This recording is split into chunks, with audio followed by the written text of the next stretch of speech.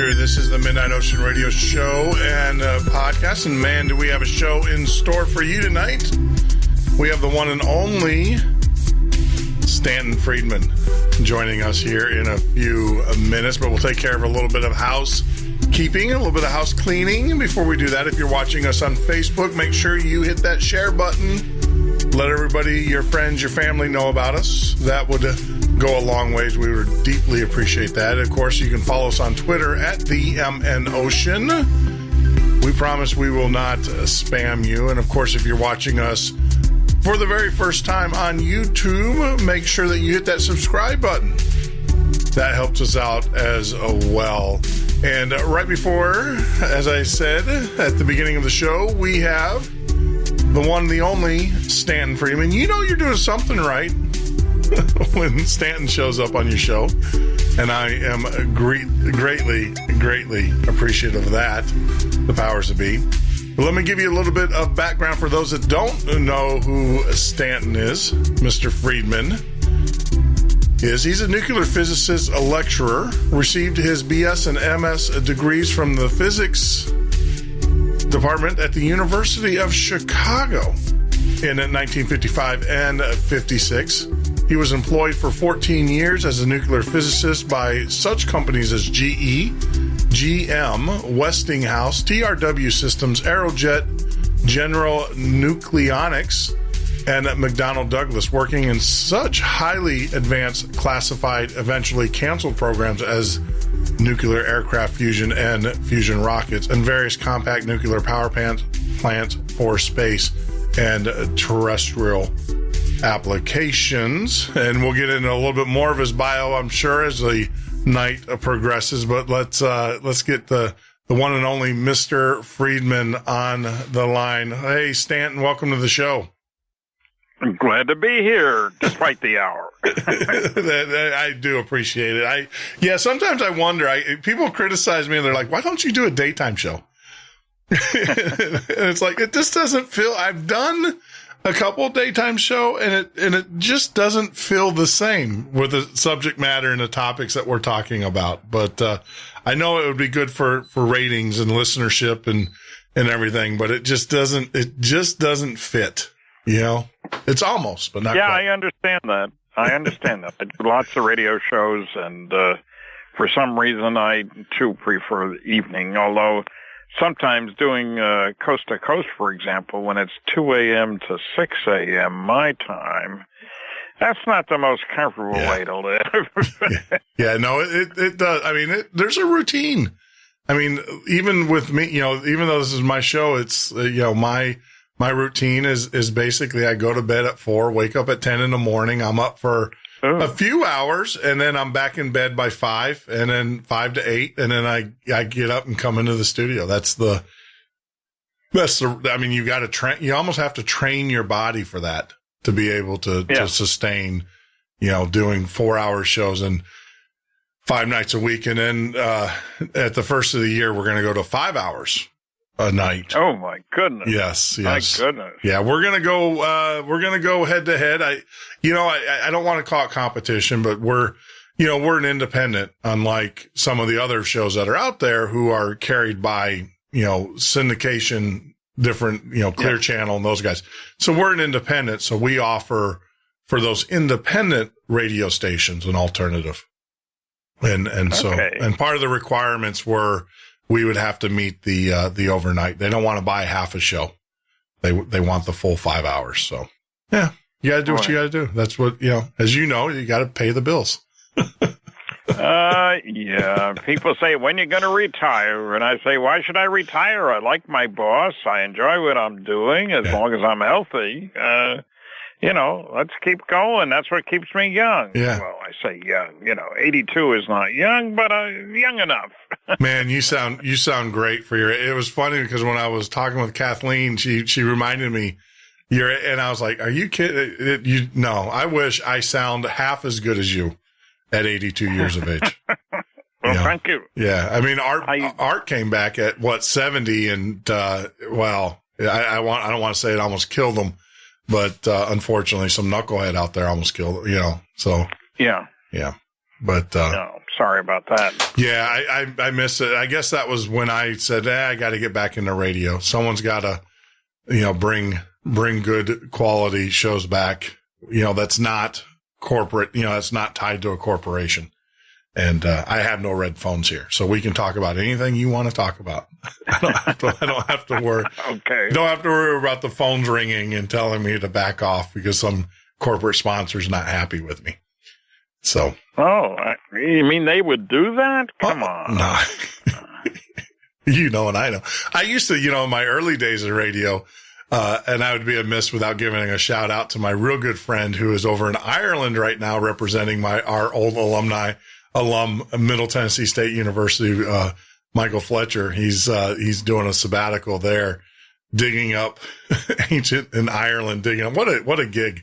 I joke with him. He should be in Egypt, sweating instead of doing ancient digs. But yeah, when I was in radio, when I first started out at the jazz station, I didn't have corporate sponsors. I had professors that would call me up in the middle of the night and chew me out. Oh, so you learn. Oh, well, life has changed. Not much, but a little bit. Enough of that. I'm going to dig right in. And you know what, Stan? I normally don't do this, but I'm going to throw you a curveball. And I probably should have warned you ahead of time. And you're going to go, oh my God, here we go. With your background. Hey, if you can't stand the heat, stay out of the kitchen. Stay out of the kitchen. No.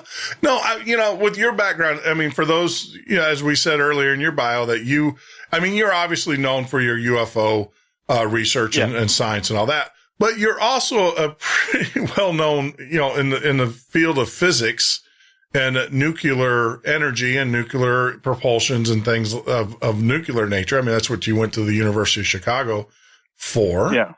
I just have to ask, Fukushima, should we be nervous?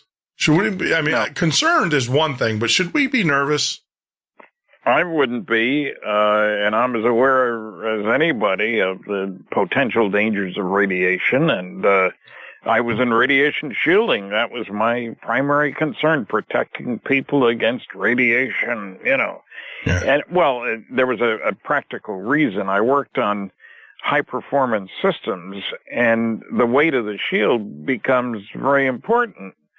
So you better know what you're doing so you're not putting so much weight in the shield that you can't get off the ground. I worked on fission rockets and nuclear airplanes and study of fusion rockets and little compact nuclear reactors for space vehicles and stuff like that.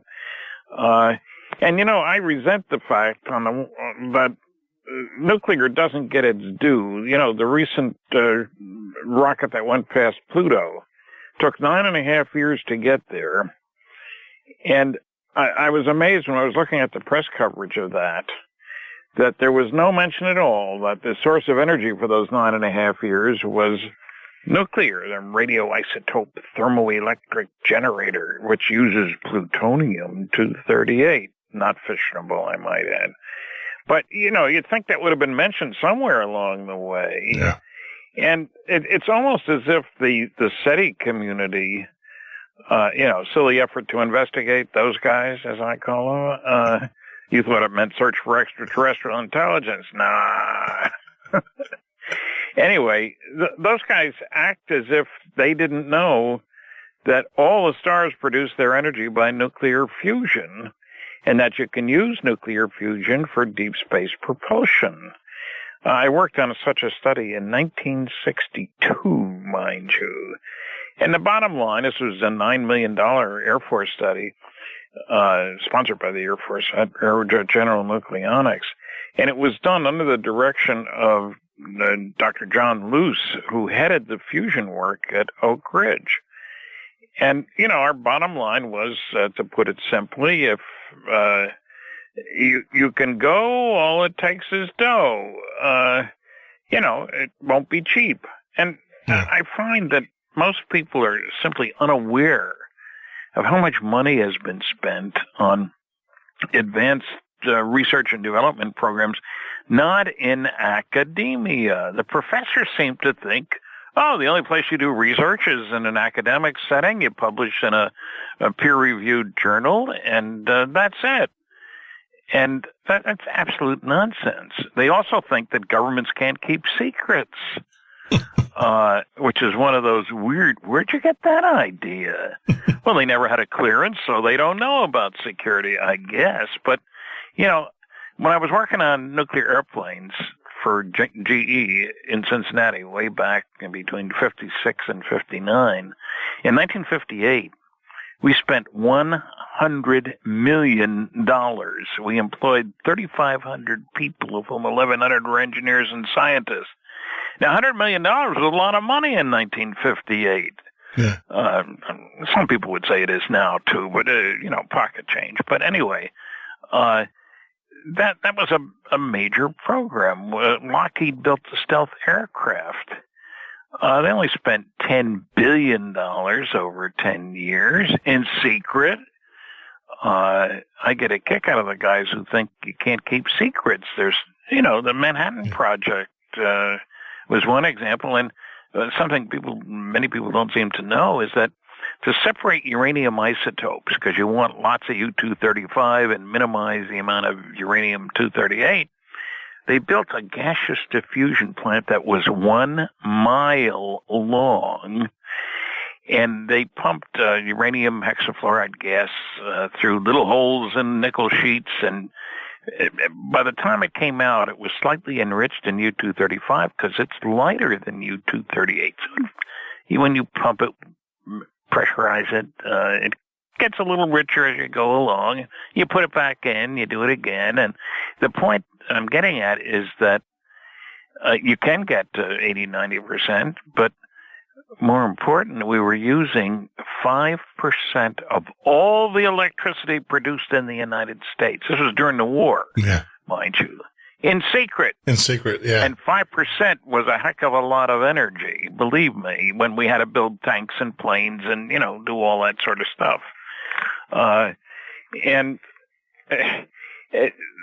Some of these programs were huge and a clear indication of secrecy. 2 examples. We broke the German code. This is at the beginning of the war. And there were 12,000 people at Bletchley Park in England whose job it was to intercept, which was easy, German military communications, to break the code, and then to translate, and then to carefully distribute it to only those people with an appropriate need to know. 12,000 people to do that. When the war was over, you'd think we'd have said something like, look what we did. Nope. No word in public for 25 years. None of those people opened their mouths. You can keep secrets. Yeah. The Corona spy satellite, named after the town which is where the Roswell Incident happened, actually. But I don't think so, but that happened near Corona. Anyway, and I drove a Toyota Corona for years. I don't know where that fits in here. But we knew that the U-2 spy plane was going to reach the end of its life because the Russians would soon be able to shoot it down, and that's what they did. Remember Gary Powers? Yep. And are lying to the world. Just blown off course. Unfortunate. Sorry about that, guys. And then Khrushchev showed the plane, the pilot, the cameras. And then I give Ike credit for standing up and saying, yes, it was a spy plane. We needed to know what's going on behind the Iron Curtain. And it turns out that we were already working on a spy satellite. People think satellites are always around. Well, the first satellite, the Sputnik, went up in 1957. And the Cold War was well underway. So we decided to work on the Corona spy satellite in secret. The first 12 launches failed. Can you imagine having enough concern that you would put up with 12 failures? Yeah. The 13th one got more data than all the U-2 aircraft that had flown before that. I mean, it's a satellite. It goes round and round and round, and they've got a lot of time to look down and see what's going on. Incidentally, it's kind of cute how they got the data back. They deorbited a film pack. Yeah. And caught it by airplanes in the Pacific as it tumbled down from in orbit.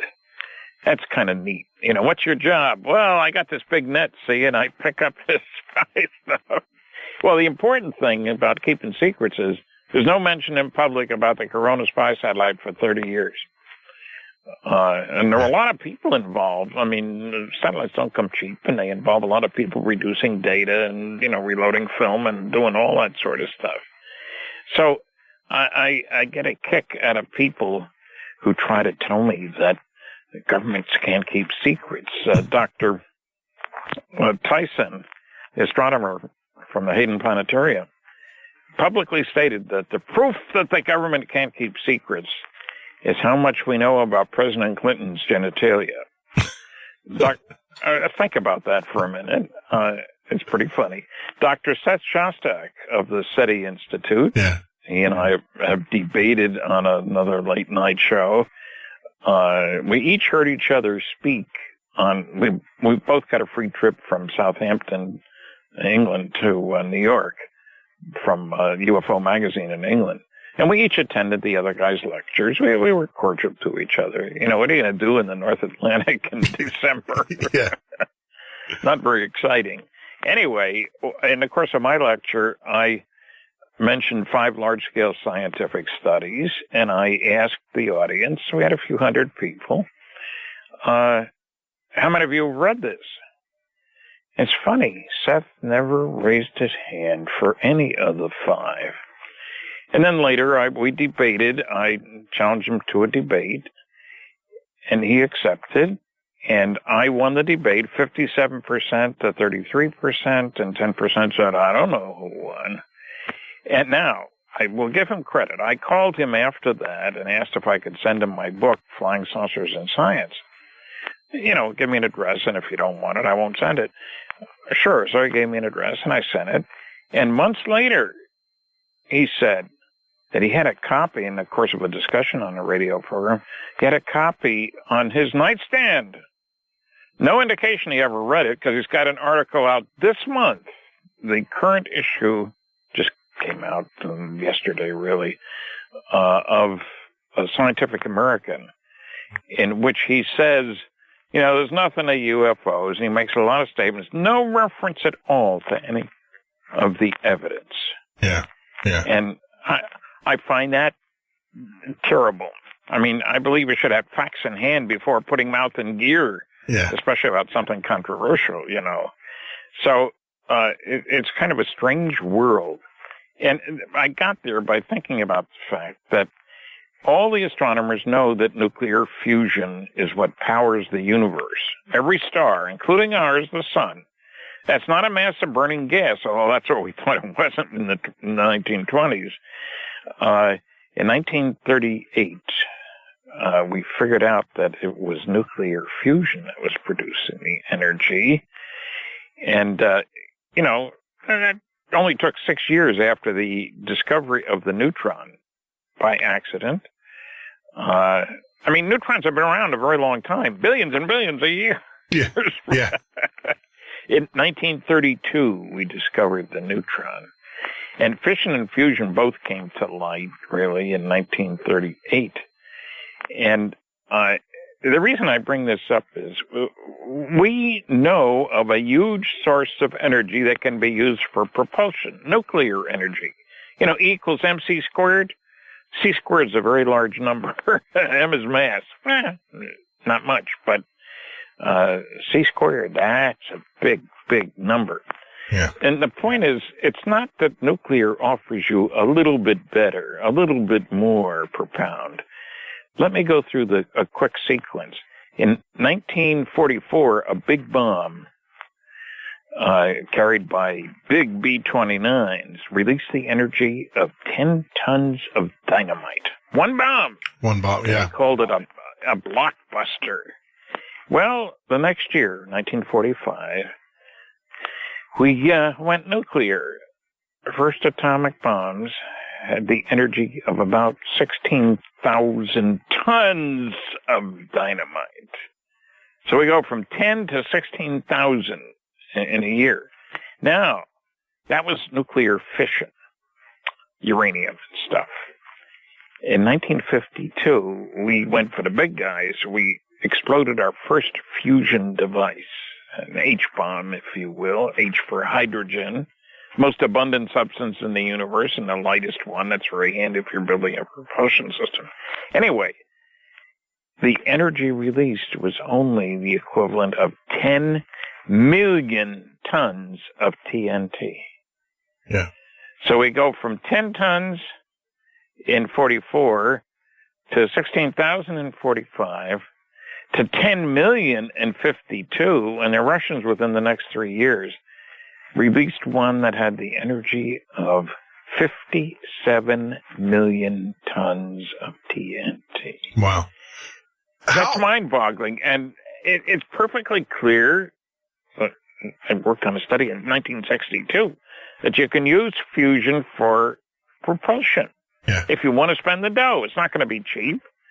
Well, if we could figure it out, surely some of the guys who got started 1 million or 1 billion years before we did can, because everybody will ask, what gives with that ball of gas up there?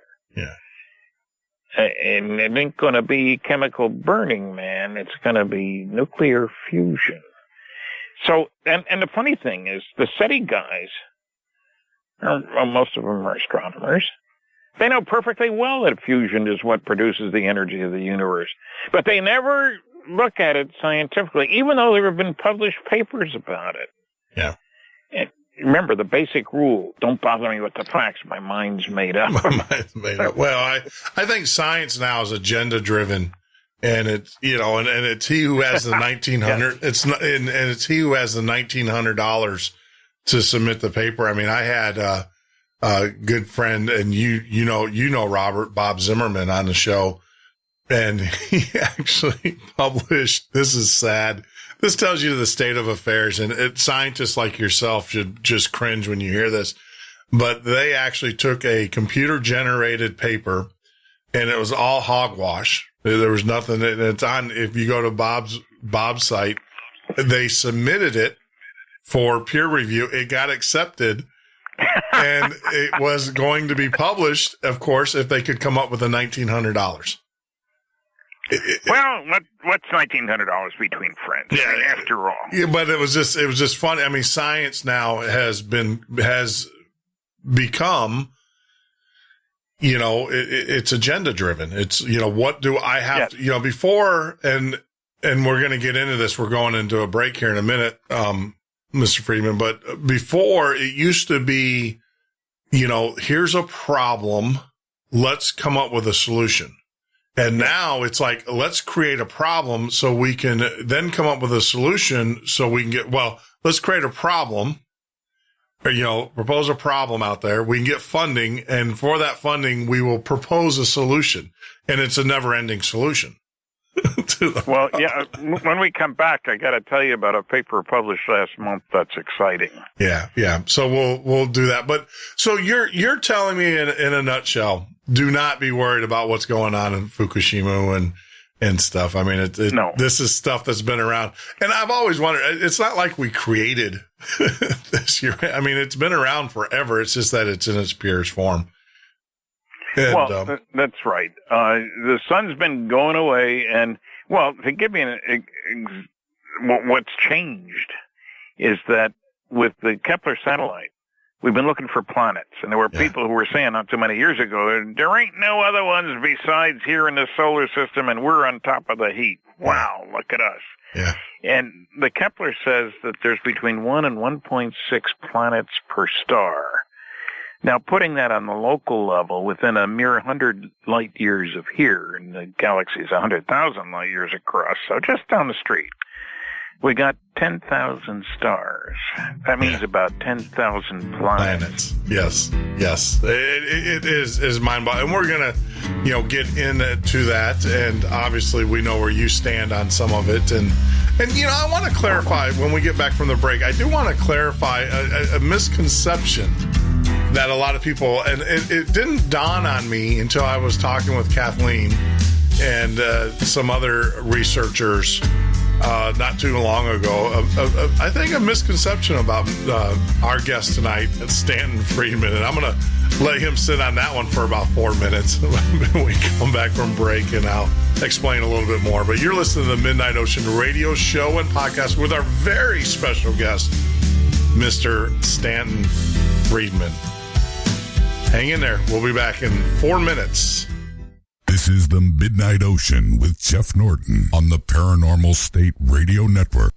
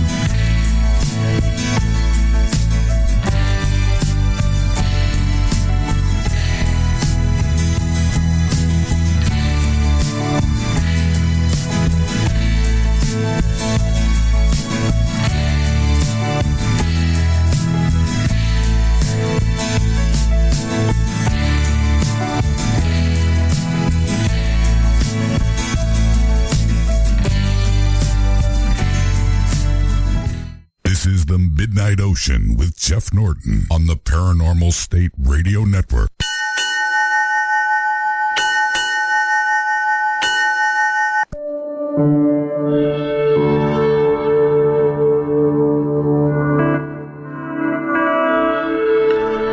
That is right, Andrew. It is the Midnight Ocean radio show and podcast. I think we've got a full boat tonight. We are loaded and we'll be shoving off out there into the ocean so we can talk about things with our good friend Stanton Friedman. But before we do that, I want to do a little housekeeping. If you're listening to us on Facebook, make sure you share the program. We would appreciate that. On YouTube, if you're watching us for YouTube and you don't hit the subscribe button, or you haven't hit the subscribe button, shame on you. Shame on you. Do that, please, for us. It helps us out tremendously. And of course, you can follow us on Twitter at the MN Ocean. That's at the MN Ocean. We won't spam you. We're not going to send you cute little posters of kittens and saying, hang in there. It's all about the shows and upcoming guests and things of that nature. I would be amiss if I didn't give a special shout out to a few people out there that have made tonight's show possible. First, I want to say Scott Lemriel, through his generous donation to the show, is helping us keep the lights on, keep the doors open, and everything that goes along with this type of business. And so, Scott, thank you very much. If you guys haven't done it yet, get out to Scott's website. That's the best way of saying thank you could do, is go out to paralleltime.com. He has a new video up there. He's completely redone his site, and it's really cool. Also, our good friend Brendan over at Liver Medic. I'll tell you, I've been taking the Liver Medic supplements. Man, it has made a difference. I mean, personal testimony right here. I can tell you it has definitely made a difference. So get out there to Liver Medic, and I appreciate Brendan in helping that. And we are going to be doing a weekly segment, To Your Health segment, and Brendan will be producing those, so look forward to those. And last but not least, and he better not be listening to the show, but I know he is, Jeff Hayes. He needs to be writing his third book because I'm almost done, and I'm expecting to read the trilogy. So Jeff Hayes, get out there. New World Order books, a great set of books, guys. It's just incredible the amount of research that went into his first two books, The Calling of Man and New World Order. So it's just an incredible series of books. And if you haven't purchased them or received them or if you haven't got them yet, oh my gosh, my English teacher is going to be all over me for that one, Miss Tipton. Yeah, but if you haven't, if you have not ordered those and started reading them, you need to do so. There's a few books that I recommend, and I'll tell you who they are. And I'll tell you, tonight's guest has a few books out there as well. And I am currently reading one right now. I'm fascinated. I was able to pry it away from Sandy's hands, and we'll get talking to that here in a few minutes with our very special guest as we bring him back on the air, Mr. Stanton Friedman. And Mr. Friedman, sorry for keeping you on hold like that, but unfortunately, like I said, we got to pay bills. So. Well, I'm still anxious to hear whatever you were hinting at before. Well, yeah. So here we go. I have realized you unfairly have the title of UFO debunker, and I hear that all the time. And you know what? I think that's and I'm hopefully gonna start a trend today. I'm reading your latest book that you did with Kathleen. Not Karen, Kathleen. And yeah. I have come to the conclusion that you are actually a UFO believer, but when you see bunk, you call it out. Well, yeah, I don't know how anybody can call me a debunker, somebody who says there's nothing to it, when I do have a basic rule, have facts in hand before putting mouth in gear, and when I see bunk, I will call it bunk. But I'm on the other side of the fence. I mean, I don't like the word believer because I believe that any decisions, conclusions should be based on evidence. Four rules for debunkers, and I hope I don't get involved in any of them. One is, don't bother me with the facts. My mind's made up. Yeah. 2, do your research by proclamation. Investigation is too much trouble. 3, if you can't attack the data, attack the people. And I can't even remember what the 4th one is, but the first 3 certainly I think are very important as indicators of irrationality, unscientificness. I don't think there is such a word, but anyway, it's all right. Lack of science. Yeah, I threw one in there too, so don't worry about it. But to call me a debunker? I debunk bunk. Yeah, you debunk bunk. Well, but that's the thing is that you obviously you have your notoriety in a few well-known cases. And, my heart sank when you presented the facts, and the facts you can't argue with them. And, the first one that I think the first one that you're really known for is Lazar, right? And, well, the first case I'm known for is Roswell. Well, no, the first I'm the case. Original civilian investigator. The first case you are. Debunking. But debunking, you, unfortunately, I think because I've listened to you over the years with Art Bell and on Coast and many, permutations of that. And I'll tell you, one of the things, and I'm not going to get into, the Lazar, but, Lazar topic too much, but the fact of the matter is I think that kind of overshadowed the fact that you were, and I want to focus more on that, especially for our younger generation, because we have a lot of millennials that are listening to the show. A lot of this stuff, they have no clue. They've never heard of this. Believe it or not, I get so many emails from people that go, I never knew that. I play 911 tapes that we've all heard, all of us have heard over the years, but we get so many millennials. They're like, we never knew those tapes existed or whatever. So, first let's put the Bob Lazar to bed, be done with it. We won't talk about it. I think the most damning evidence, is when he was supposedly at MIT. You spoke to the professor as he was sitting at at California in a junior college, correct? Well, it's a little more complicated than that. Okay. I talked to 5 different people at MIT. One was the legal advisor, the counsel, and another was the guy who keeps track of degrees being offered. Keeps a list of all the people, convocations, if you will, and the physics department. And there was another one. I talked to admissions office and so forth. But I also talked to his high school. And George Knapp was kind enough to give me the high school's name, so I called them, and she said, I'll check. Well, I said, I'm getting conflicting information here. Right. And I gave her his name, and he called me back in a couple hours. I'll dig out his file. So I did, and she started by telling me that, he graduated in August, not with his class. That usually means you've flunked a course early on, which you don't expect from somebody who supposedly went to MIT. But then I said, well, he did take a lot of science, didn't he? Courses. Chemistry. What else? Chemistry. Oh, okay. Now, then I did something I'm not too proud of, but I was angry. I was accepted to MIT when I was in high school. I was valedictorian in my high school class. And unfortunately, I couldn't go. Some of my friends did because the tuition was so high. It was $900 a year.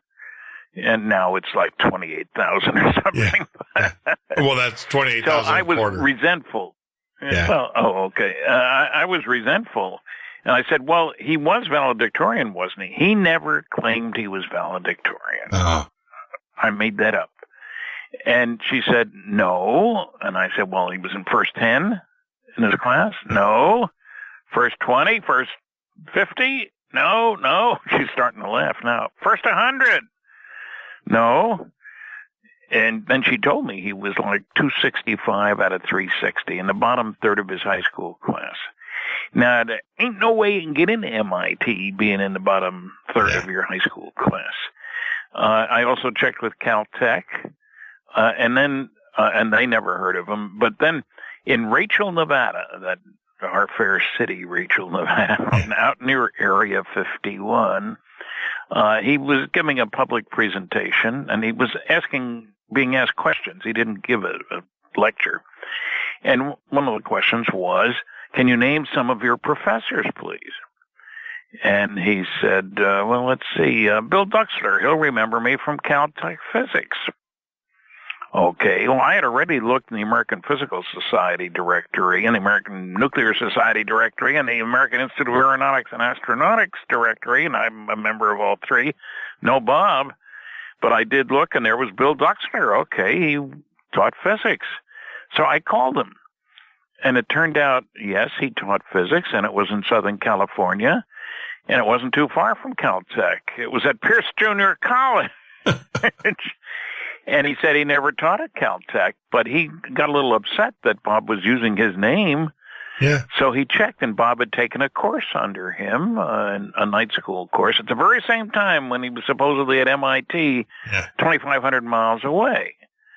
Now, what more am I supposed to do? Now, his buddy Gene Huff called me and said, what would it take to convince you Bob was genuine? I said, well, copies of his diplomas, a resume, a list of his papers, a membership, alumni groups, stuff like that. And I sent him a whole bunch of stuff, and I never got anything back. So, Bob's a bright guy, no question about that. Oh, he also said that Los Alamos had 500 pounds of element 115. Well, considering the short half-life, ain't nobody going to have a pound of the stuff. It was discovered by operating a big accelerator for weeks, Russian accelerator, first time around, and they produced 4 atoms. And you can't do anything with 4 atoms. Nothing useful anyway, certainly not propulsion. So I did everything I could to check, and I come up 0. Yeah. And I don't know if anybody else has back-checked on me. That's one thing that irks me when I say something people don't like. Maybe they called me debunking Donald Menzel. Really the reverse. I was unbunking, if there is such a word, because it listed him as a member of MJ-12, and I thought, this is ridiculous.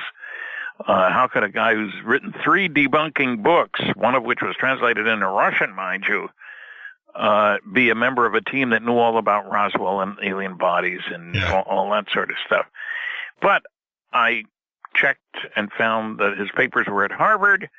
He was dead already, and I took required permission from people for me to look at his papers, which I got, and I went there at the Harvard archives and was totally shocked by finding that Menzel wrote Jack Kennedy, that he had a longer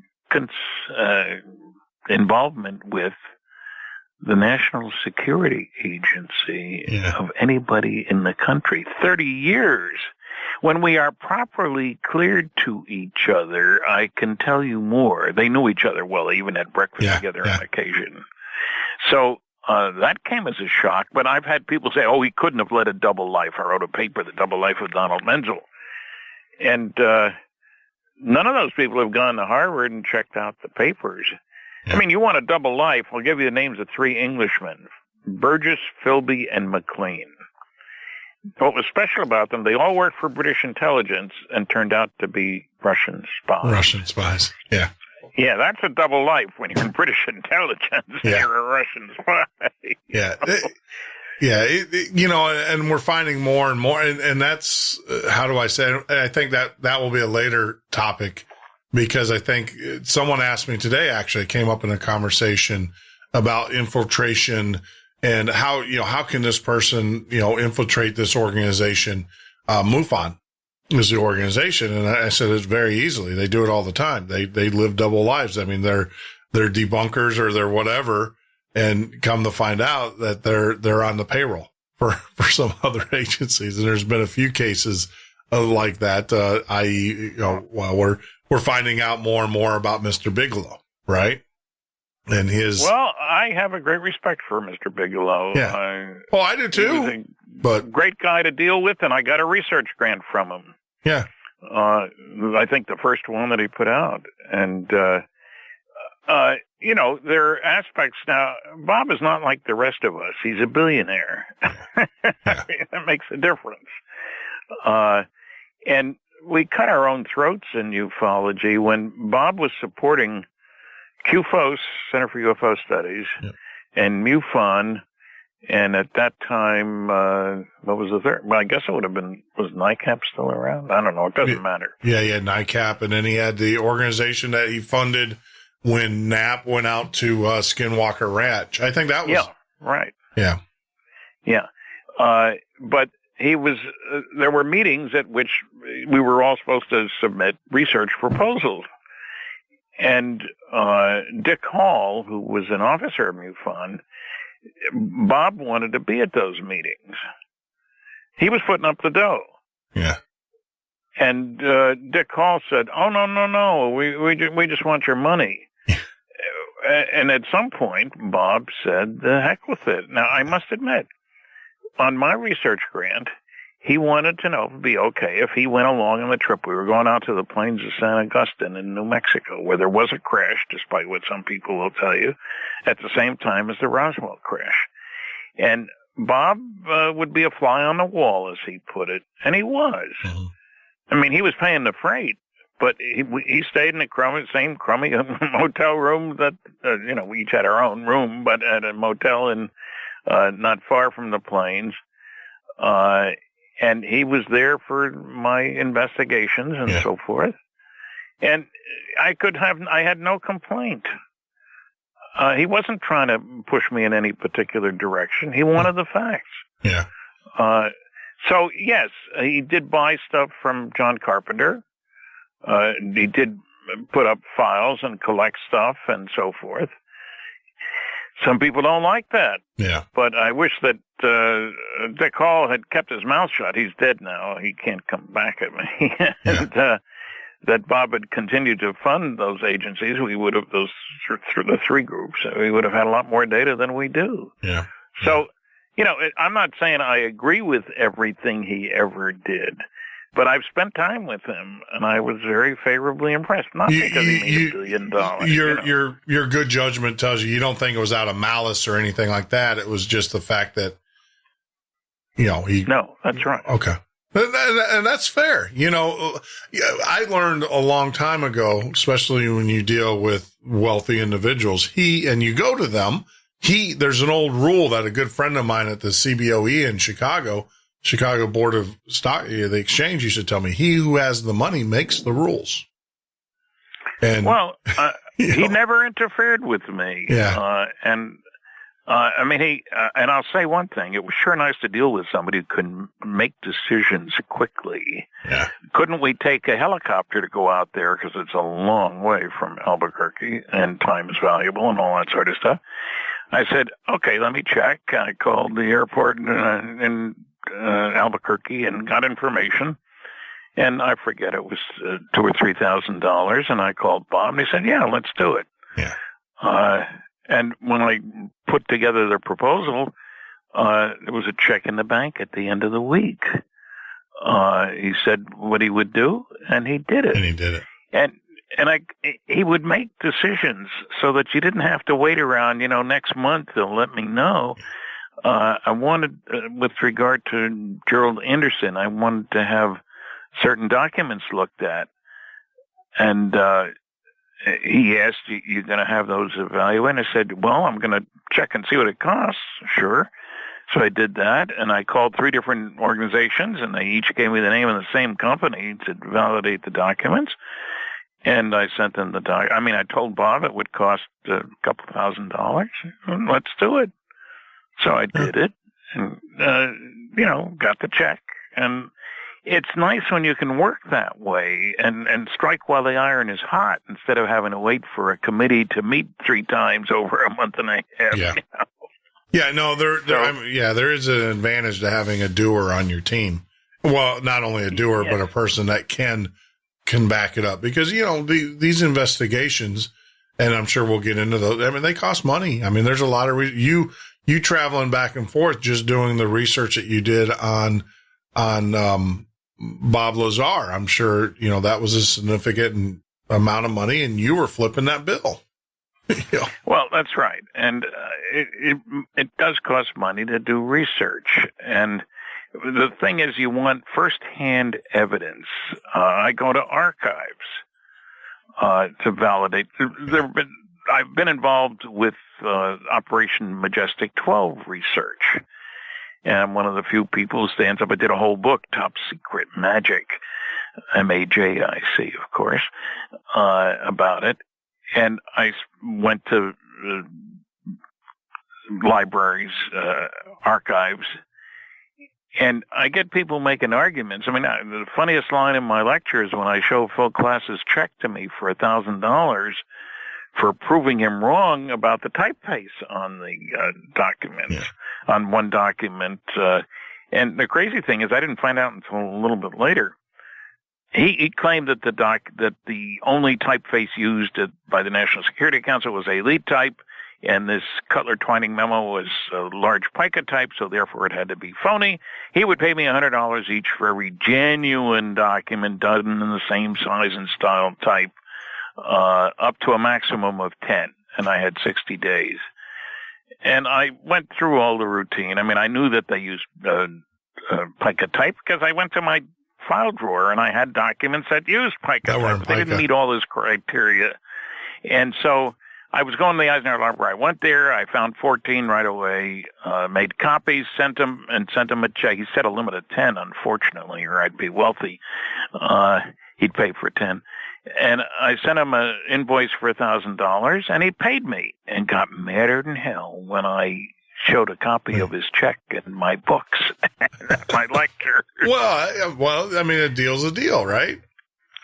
Well, he threatened to sue me. His father had been a lawyer who could write threatening letters, and all that sort of stuff. And why would he threaten? He's the one that made the statement that he would, and then apparently he admitted defeat. I mean, the ultimate admission of all right, you won is the cutting of the check. Well, that's right. And I guess, I'll tell you a couple of things about Phil. One, he'd never been to the Eisenhower Library. There were 250,000 pages of National Security Council material. To jump to a conclusion from 9 is absurd. I didn't know he hadn't been there until I checked later on just to make sure one way or another. And, why would you make such a challenge? But as proof of his, you can pick a word, he doesn't have in his papers at the American Philosophical Society Library in Philadelphia, he doesn't have a Stanton Friedman file. We corresponded for more than 20 years. I don't think he wanted anybody to know. Really? that he paid me. Yeah. So you almost gotta wonder, what double life did he lead? Well, we do in the new book. We talk about this, and we don't. I will frankly admit, I do not have proof that he was working for anybody. I can easily prove, Kathleen and I did in the book, that he said all kinds of things that weren't true. Yeah, and was guilty of massive misrepresentation in every direction you looked. From the Travis Walton case and the Lonnie Zamora case and the Betty and Barney Hill case, which certainly Kathy knows something about, as Betty's niece. He was guilty of massive malfeasance, if you will, but and he did travel a great deal, and he sent letters and viciously attacked Alan Hynek to the FBI, mind you. Yeah. And I got to give the FBI credit. They didn't bite. They said Hynek had an outstanding reputation. They had tried to bring Phil to court twice for releasing classified material, but they couldn't get the documents declassified so they could use them. So they can use them in court against them. That's actually a good stopping point because we're coming up to another break. I do. All right. So let's kind of frame this so people will know and also give you a heads up. When we come back from the break, let's talk about Area 51, and the fact that you were the first. Like I said, we have a lot of millennials who know Area 51, but they really don't know the real story. And maybe you can clarify that. I do want to talk about the Majestic 12 documents a little bit, because like I said, we are bringing, it's amazing when we look at our demographics, Mr. Friedman, how many people, like I said, this is all new news to them. And I want to And I know it's rehashing a lot of things for you and stuff, but I think it's very important that we kind of set the picture straight for the younger generation, the millennials out there that listen. That's why I speak at colleges, you know. That's right. So we'll take a quick break. When we get back, like I said, we'll talk with our very special guest, Stanton Friedman, about his work. He was the first civilian true investigator of Area 51. So hang in there, guys. We will definitely get into the UFOs, the nuts and bolts, and I can tell you, Mr. Friedman's credentials are impeccable. And if you're going to take the advice or the words of any gentleman in the UFO business, this is the guy to do it. I'd almost say this ranks up there with putting your hands on it, as Mr. Olson, Brad Olson, and I said, the only way we're really going to believe in UFOs is if we get to fly them and then crash them. But this is close enough. This is the Midnight Ocean with Jeff Norton on the Paranormal State Radio Network.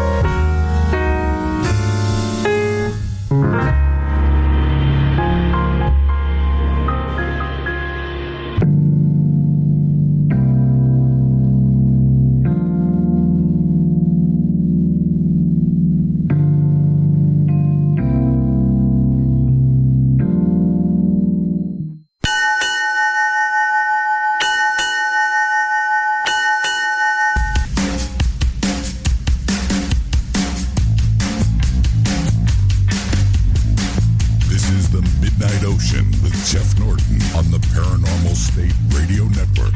That is right, Andrew. This is the Midnight Ocean Radio Show and podcast. I am your host, Jeff Norton. You can join me here every weeknight from 10 p.m. till 2 a.m. Eastern Standard Time, or on the web 24/7 at www.themidnightocean.com. Get out there. We have the new iPhone and Android apps, so you can download those and you can be connected 24/7. Listen to all of the shows, past, present, and also future. And if I can invent a time machine, I will have that out there as well, and you can listen to the show next week before next week happens. That's my promise to you. But until then, you're just stuck with me tonight live. If you're joining us on Facebook, make sure you share the program with your friends and family and other groups. That would be deeply appreciated. Of course, you can follow us on Twitter at the MN Ocean. That's at the MN Ocean. We won't spam you. And if you're watching us on Facebook, thank you very much. If you want to ask a question of our guest, the way that we're going to do it tonight is you have to use the chat room in YouTube. Our guest tonight is Stanton Friedman. So if you have a question for Mr. Friedman, please make sure that you get over into the chat room and you can type it in there. Of course, also, there is a back door. If you're listening to us on Spreaker, on the Spreaker network, there's a chat client there, and I do have that up. I just don't tell people that. That's kind of like the back door. That's the super secret door. Then there's only one person that knows about it. It's on there. But now, since I let the secret out of the bag, because I can't keep a secret, obviously, I don't work for the government anymore. Can't keep a secret. So now everybody knows. Right, Stan? Yes. That's it. That's it. So right before we went off the break, let's, because there's so much that, in the last segment, you mentioned about 5 things, and I know that we're limited on time. So let's just start going down the list here. First and foremost, I think the one that kicked this whole thing off is Area 51. Well, I don't know that I was the first one to investigate Area 51. Well, you're the first one to do a lot of checking. Yeah, but I think you were the first one to actually put some oomph behind it. There's a lot of people out there, but you researched it and did some serious research. Well, yeah, I certainly tried to. And as a matter of fact, I've had, for some reasons, there's some students at a college in the Midwest who've been asking me questions. They seem to want Roswell and Area 51 to go together. And didn't I think the wreckage was sent there and so forth and so on from Roswell? And my answer is no, of course. But let's get a little history here. Sure. Area 51 was not built until 1954. Roswell happened in 47. So to suggest, as some people do, that, the wreckage was sent to Area 51, right? No, wrong. And it was built, Area 51 was built for a specific reason, to help develop the U-2 spy plane. We had trouble getting human intelligence agents, in other words, into the Soviet Union to let us know what was going on. And the Cold War was heating up in the 50s.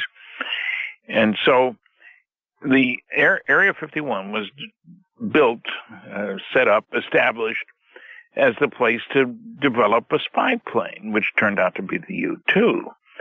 And remember, this is before spy satellites. So if you're out in the middle of nowhere, and Area 51 is out in the middle of nowhere, you're pretty much protected. I mean, the Russians aren't flying air reconnaissance planes over it. There were no spy satellites. So who's going to know what you're doing? It was built because of the U-2. Lockheed has said so. What's his name? Johnson. The guy who was Lockheed's big cheese. Has talked about it. Other people have talked about it.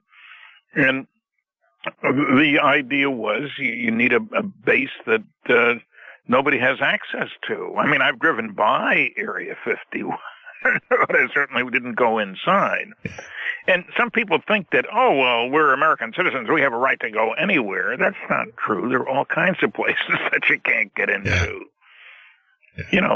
Like it or not, that's beside the point. Yeah. You need a clearance and a need to know.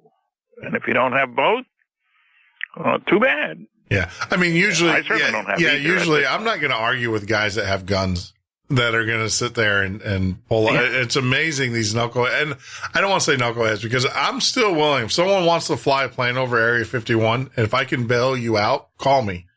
If I can bail you out, I will bail you out, but please make sure you call the show.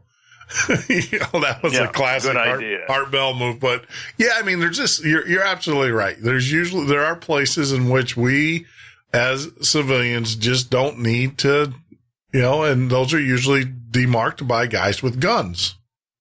Yeah.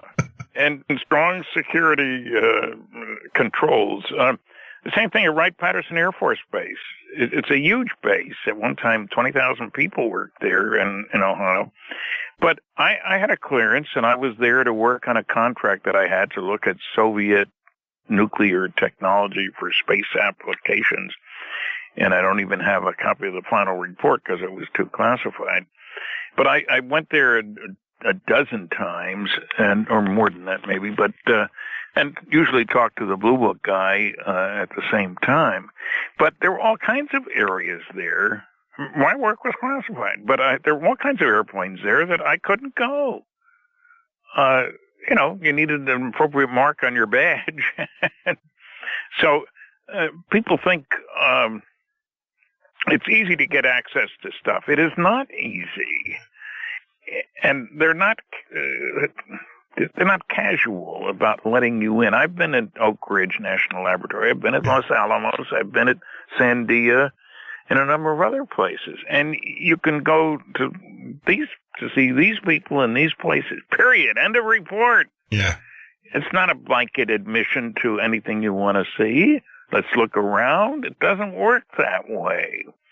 So, some people resent, well, why can't I get in there? That's not fair. I'm an American citizen, blah, blah, blah. I mean, I'm a dual citizen. Having two citizenships, that doesn't mean I can get in either. Yeah. I pretty much, I know I can't go anywhere secure anymore because I do a radio. I'll come on and tell everybody on the air. You guys will never guess what I saw. Those days are far, when I have done software development for, different, applications. And, so I've seen some pretty cool stuff, but I will tell you, everywhere I went, I was escorted.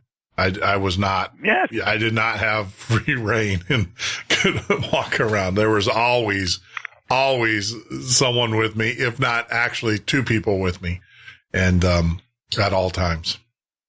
And there are a lot of places like that. It's not just Area 51, Yeah, they just, corporations. I've worked for corporations that have tighter security than most air bases that I've been on. Well, I'm not surprised at that. Yeah. We live in a world in which there are many restrictions on what information gets where, and you can understand that. Yeah. Basic rule for security, you can't tell your friends without telling your enemies, so you better keep your mouth zipped, Yeah, correct. So that's the rule. So, and it's not a conspiracy either. That's just a fact of life. If you want to work, if you want to work here, these are the rules, and you sign them, and if you agree to them, then you work here and you get a paycheck. If you don't want to do them, then go flip hamburgers at McDonald's or wherever that is. But very straightforward. I never, in all the years, I never drew the correlation. I never knew that Roswell, actually, Area 51 was almost 10 years after Roswell, and those two go hand in hand. Why? Why? I don't, that's the mythology, right? Yes, the mythology. Yeah.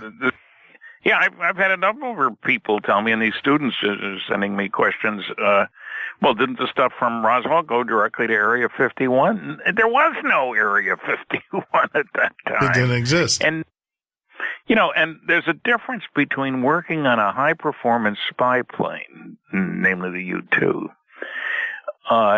and analyzing wreckage, finding out what it's made of. How can we duplicate that? What are its characteristics? You need labs with scientists who have appropriate clearances and appropriate professional backgrounds. I mean, people don't seem to understand Los Alamos has 6,000 employees. The budget this year is $2 billion. We're not talking about a few professors and a few grad students. And big programs take lots of people, lots of money, and lots of security. And, you know, you may not like that, but that's the way it is. And there are a lot of those programs.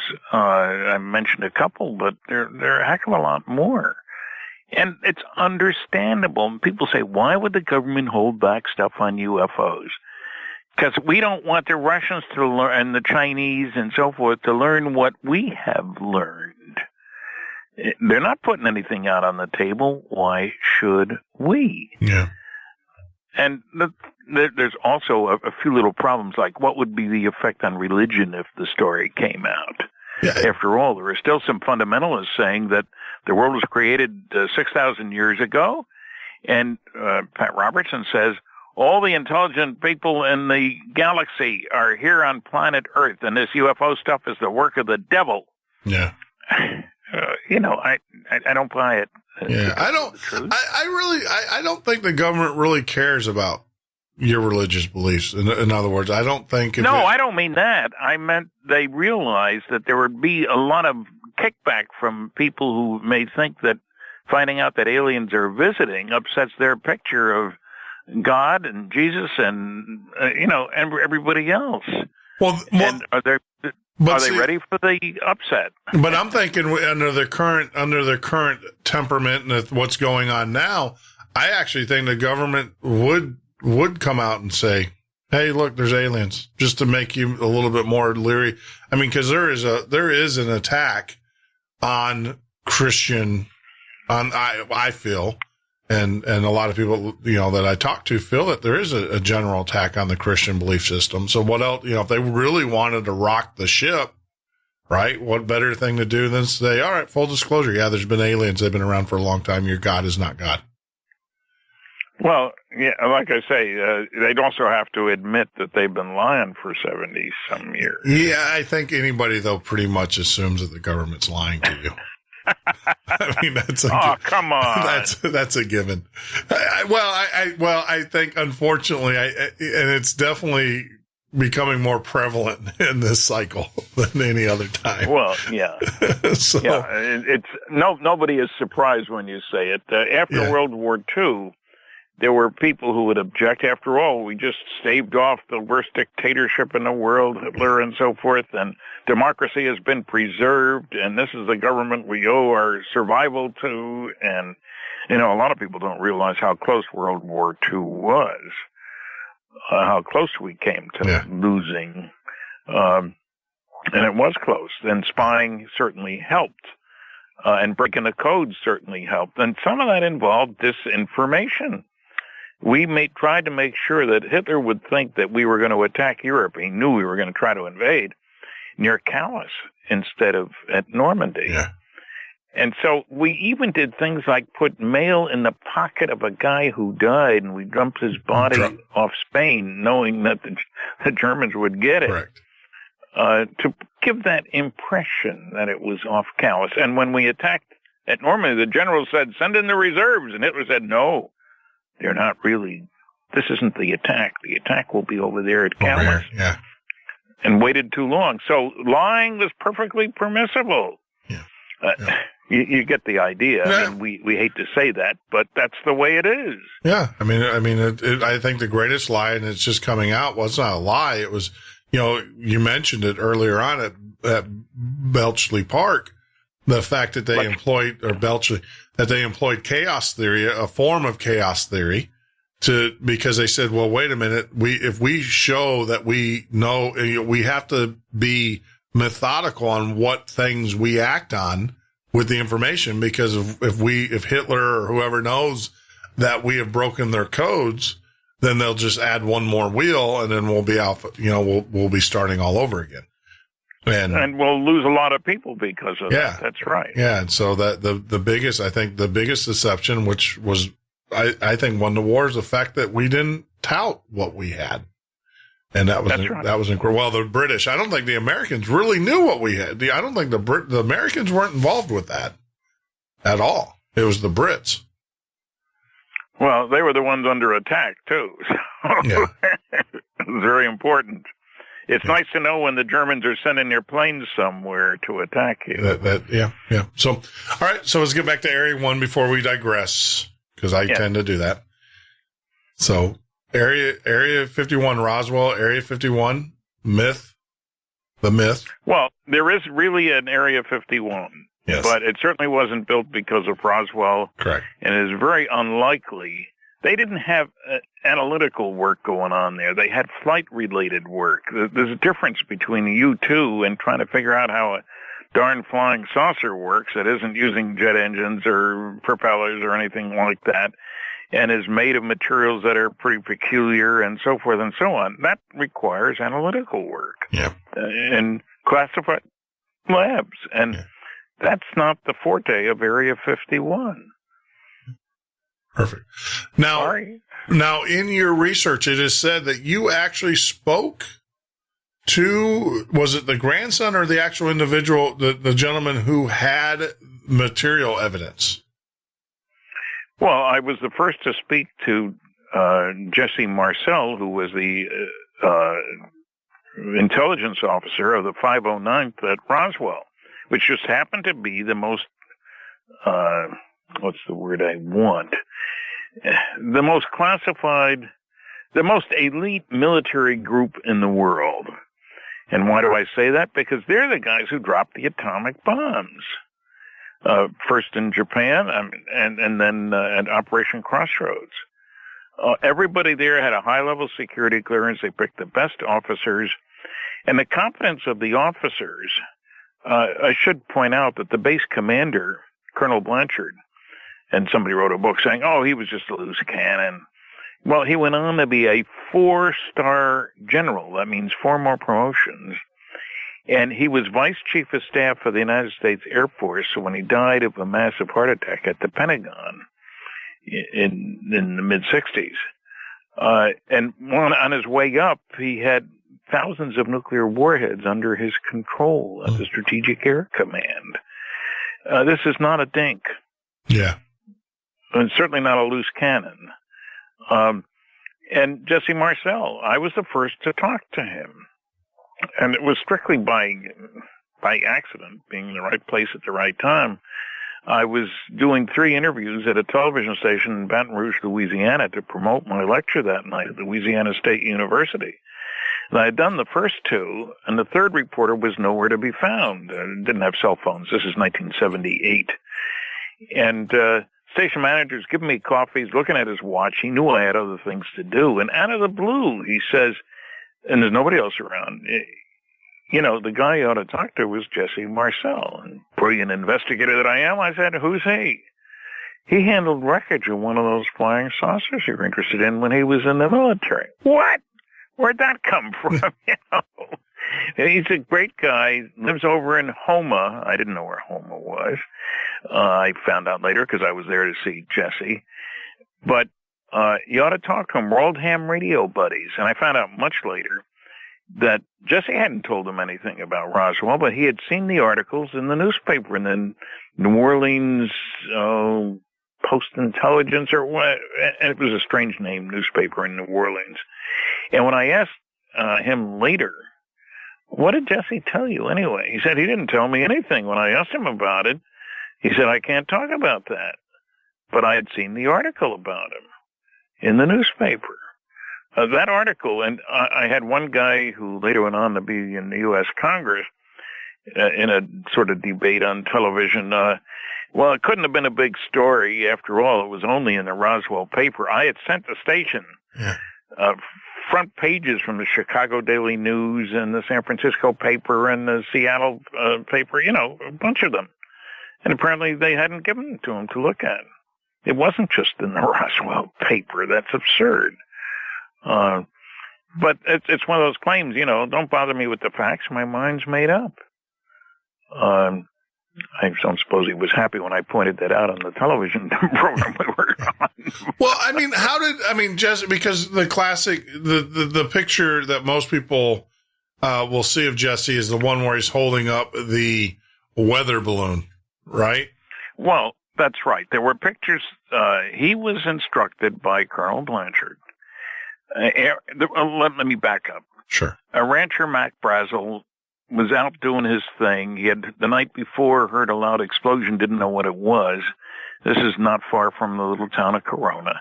The next day, he's checking on the water for his sheep. That's a very important consideration. It is desert down there. And he stumbles across this pile of stuff, hundreds of yards wide, maybe a quarter mile the other direction. Strange little pieces of metal. Lots of them. Lots and lots of them. And he was angry because his sheep wouldn't cross the debris field, and also he was worried about they would eat some of this stuff. And it was metallic, foil-like material, very strong, very lightweight.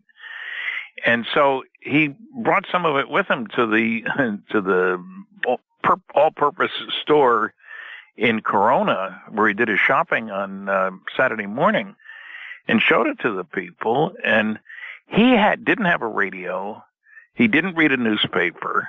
One of the guys there had seen these articles about flying saucers after the Kenneth Arnold sighting on June 24th. Now, we're talking 2 weeks later, and that got a lot of publicity. And there were a lot of sightings in the next 2 weeks. And one of the guys at the store said, you might get a reward for that. There was an article saying you could get thousands of dollars for pieces of one of these flying saucers people have been seeing. Why don't you take it to the sheriff's office? So that's what he did on Sunday. Take a car full. There was lots more out there. Take it to the sheriff. So he went to the sheriff in Roswell, which was the bigger town there, and showed him the material. The sheriff, by prearrangement about anything that might influence the airbase, called the base, and Jesse was the officer on duty. It was a Sunday, July 6th. And Jesse talked to Colonel Blanchard, and because the sheriff told him, I've never seen anything like this stuff. So Jesse went and looked at it, and he too hadn't seen anything like it. And he shared his information with Colonel Blanchard, who ordered him and the counterintelligence officer, Sheridan Cavett, thinking, who's spying on us? If there was any place you might expect some spying, it would be Roswell Army Airfield because of the atomic bomb. Yeah. And not far from there, of course, was White Sands Missile Range, where they were firing captured German B-2s. So you'd expect, and because, to put it mildly, it's very lightly populated in New Mexico. Lots of land, very few people. Yeah. So a great place for a spy, And so Colonel Blanchard orders Jesse and the counterintelligence corps guy to go out with the rancher, Mac Brazel. They stayed overnight in their sleeping bags. He takes them out to the debris field. They fill 2 vehicles, leaving most of the stuff behind, and take it back into town. And the colonel gives Jesse orders to fly some of this stuff to their headquarters in 8th Air Force in Fort Worth, Texas, which is where that picture was taken. And when he gets there, Jesse is told, you don't say anything. This is by General Roger Ramey, who was head of the 8th Air Force, Blanchard's boss. And so Jesse, following orders, and people don't seem to understand, there's the chain of command. Yeah. If a 2-star general tells you to do something and you're only a colonel, you do it. It's not I don't feel like doing that, General. That's not, especially 2 years after the war. Well, Jesse was a major, wasn't he? He was a major, but a 2-star general tells him what to do. And one of the pictures taken at the same time, there's a picture of General Ramey and then Colonel Thomas Jefferson Dubose, who was his right-hand man, if you will. Yeah. So I decided, let me see if I knew that Blanchard was dead and Ramey was dead. Maybe Dubose is alive, and maybe he went to West Point. And I like looking for people with not common names. Don't ask me to look for Tom Jones, please. Yeah. But Thomas Jefferson Dubose, you're not going to find a lot of them. Yeah. So I had a hunch. I called West Point, and Tommy had gone there. And he was still alive, and he lived in Florida. They wouldn't give me his address, but he wasn't hard to find. And so I called him, and then I met with him in person. And one important thing that he told me several things. I mean, I had told him that I'd had a security clearance. I was very interested in UFOs and so forth, Sure. around the Roswell Incident. So, but one thing he told me was extremely important. He took the call from General Ramey's boss, General McMullen, who was acting at a Strategic Air Command in Washington. Three orders he was given. Hold on, Stanton. Back. Let's hear those 3 orders that he was given. And as we take our break, as we're talking with our very special guest, Stanton Friedman, and he's laying down the history of Area 51. There's stuff in here that I didn't know. There's stuff in here, and we're learning. I'm learning for the first time as well. Very interesting. But hang in there. We're going to take a quick 4-minute break, and when we get back, we're going to be following up on Area 51 with our guest, Stanton Friedman. This is the Midnight Ocean with Jeff Norton on the Paranormal State Radio Network.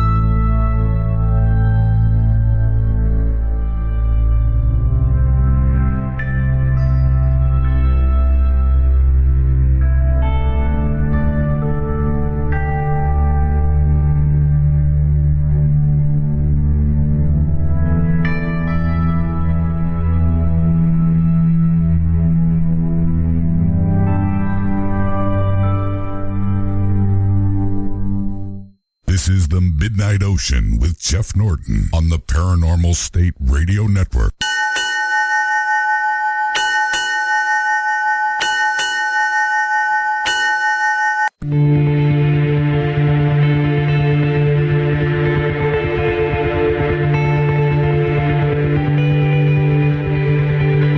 Wow, it's getting interesting. I'm learning a lot of things. See, we are talking with our very special guest, Stanton Friedman, as we come off a break here.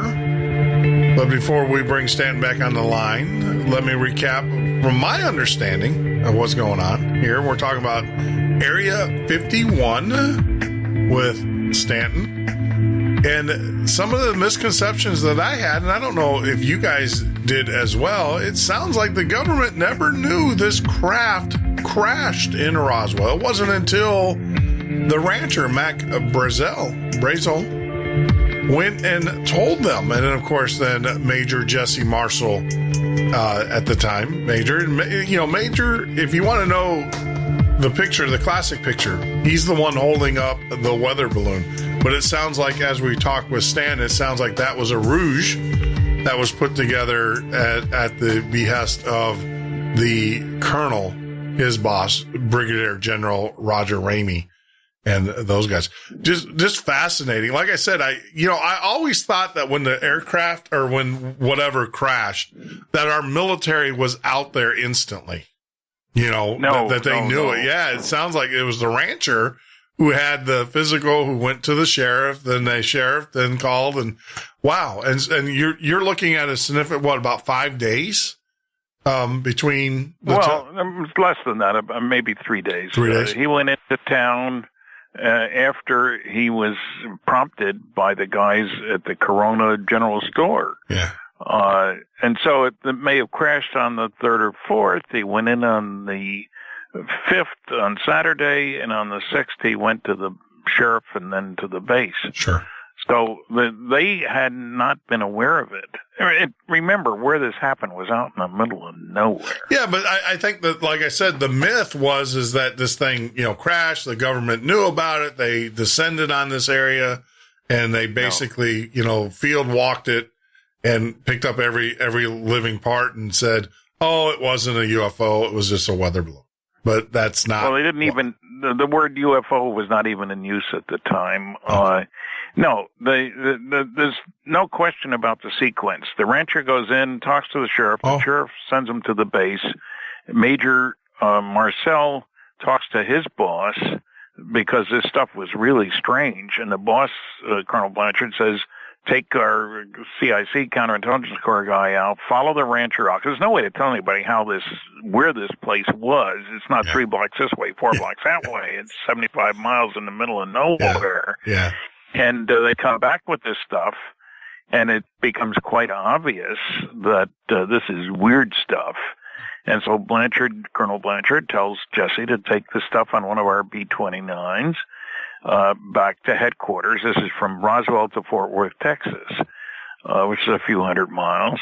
And it's General Ramey who tells him, "You don't say anything." And he had already had this call from General McMullen that I heard about years later from Thomas Jefferson Dubose. The 3 orders that he was given by the general were, first, I want you to get the press off our backs, and I don't care how you do it. In other words, if you need to lie, that's okay. Second, send some of that wreckage up here to Washington today with one of your Colonel Couriers. And the third instruction was, I don't want you ever to talk about it again, not even with your buddy Roger Ramey. That's an order. Do I need to put it in writing, Colonel? Now, these 2 guys knew each other, and both were West Pointers. Yeah. And so he said, no, sir. Sorry. No, sir. And so, nobody knew about this until I talked to Dubose.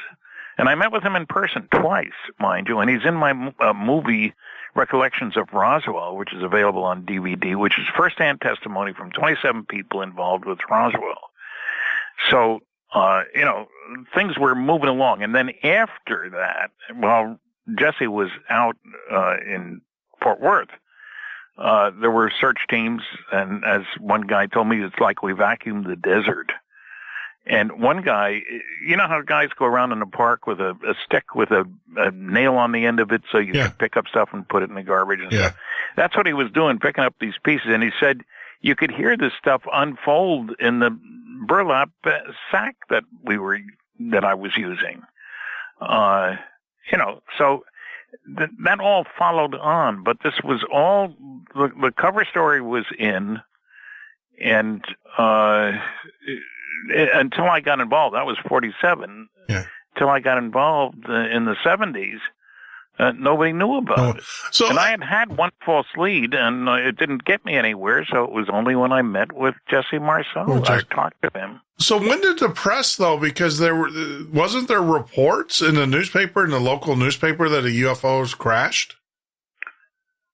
There had been a sighting of an unusual object by a guy in town at Roswell. But remember, the Kenneth Arnold sighting was June 24th.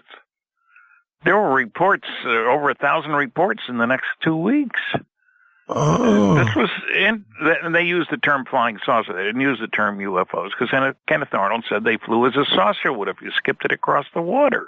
He was a pilot with several thousand hours. And he talked about, he thought it was a secret government development. After all, we developed the atom bomb in secret. Why not? He timed the flight of the object between two mountains. He knew the distance between them. And it came out something over 1,500 miles an hour. Well, the speed record at that time was 700 miles an hour. Yeah. So this was something weird, folks. But must be the government, right? Who else? Yeah. You know? Yeah, I mean... He didn't talk about spaceships. He didn't talk about little green men or anything. Yeah, I mean, no one really... I mean, it's only natural if you live in that area. If you live in that area, especially you go through the atom bomb tests, and no one knew what was going on. And...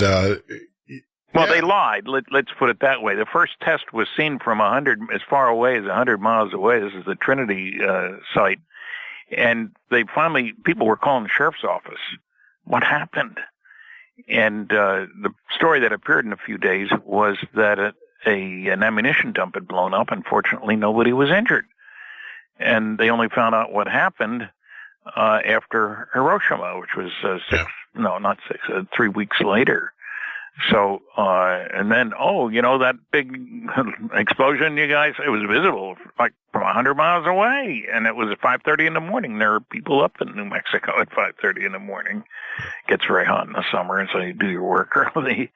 So the term flying saucer was being used because of Kenneth Arnold. Because of Kenneth Arnold's sightings. That was going on. Gotcha. Yeah, 9 objects, daytime. He was a pilot. It was in the middle of the day, so he had a clear view of these things. And he talked about it when he landed back at the airport. He was looking for a crashed airplane. There was a reward if you found it. Yeah. So he was flying around. Did he get his reward? I don't think so, because he didn't find the aircraft. So Brazel didn't get an award either? Who? The map. No. Well, that's an interesting question because, according to his son and his neighbor, he had come into town. Jesse and the counterintelligence corps guy followed him out.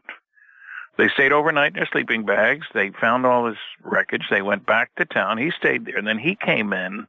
The military got him and brought him into the base and kept him there for several days. And isn't it amazing? A few days, not long after that anyway, he bought a freezer plant. Where did he get the money for that? And the idea was that he probably said, hey, where's my reward? What reward? Well, it said in the paper you guys are given a reward. Yeah. And, well, okay. So you shut him up and you pay him, and nobody's the wiser. And after all, when a general has spoken saying that it's just a radar reflector weather balloon, remember the Air Force did come up with 4 different explanations for Roswell. It's kind of funny. I mean, a history, where's the media when you need them? You know, first it was a flying saucer. Then it was just a weather balloon, as if Jesse didn't know he had a course in radar and stuff because he had a brief pilots. He certainly knew about weather balloons and radar reflectors and stuff. And then it was a mogul balloon, a super secret mogul balloon. Well, it wasn't super secret, but the mogul balloon consisted of 20 to 25 balloons, a train of them at 20-foot intervals with twine in between them. And the idea was to remain at constant altitude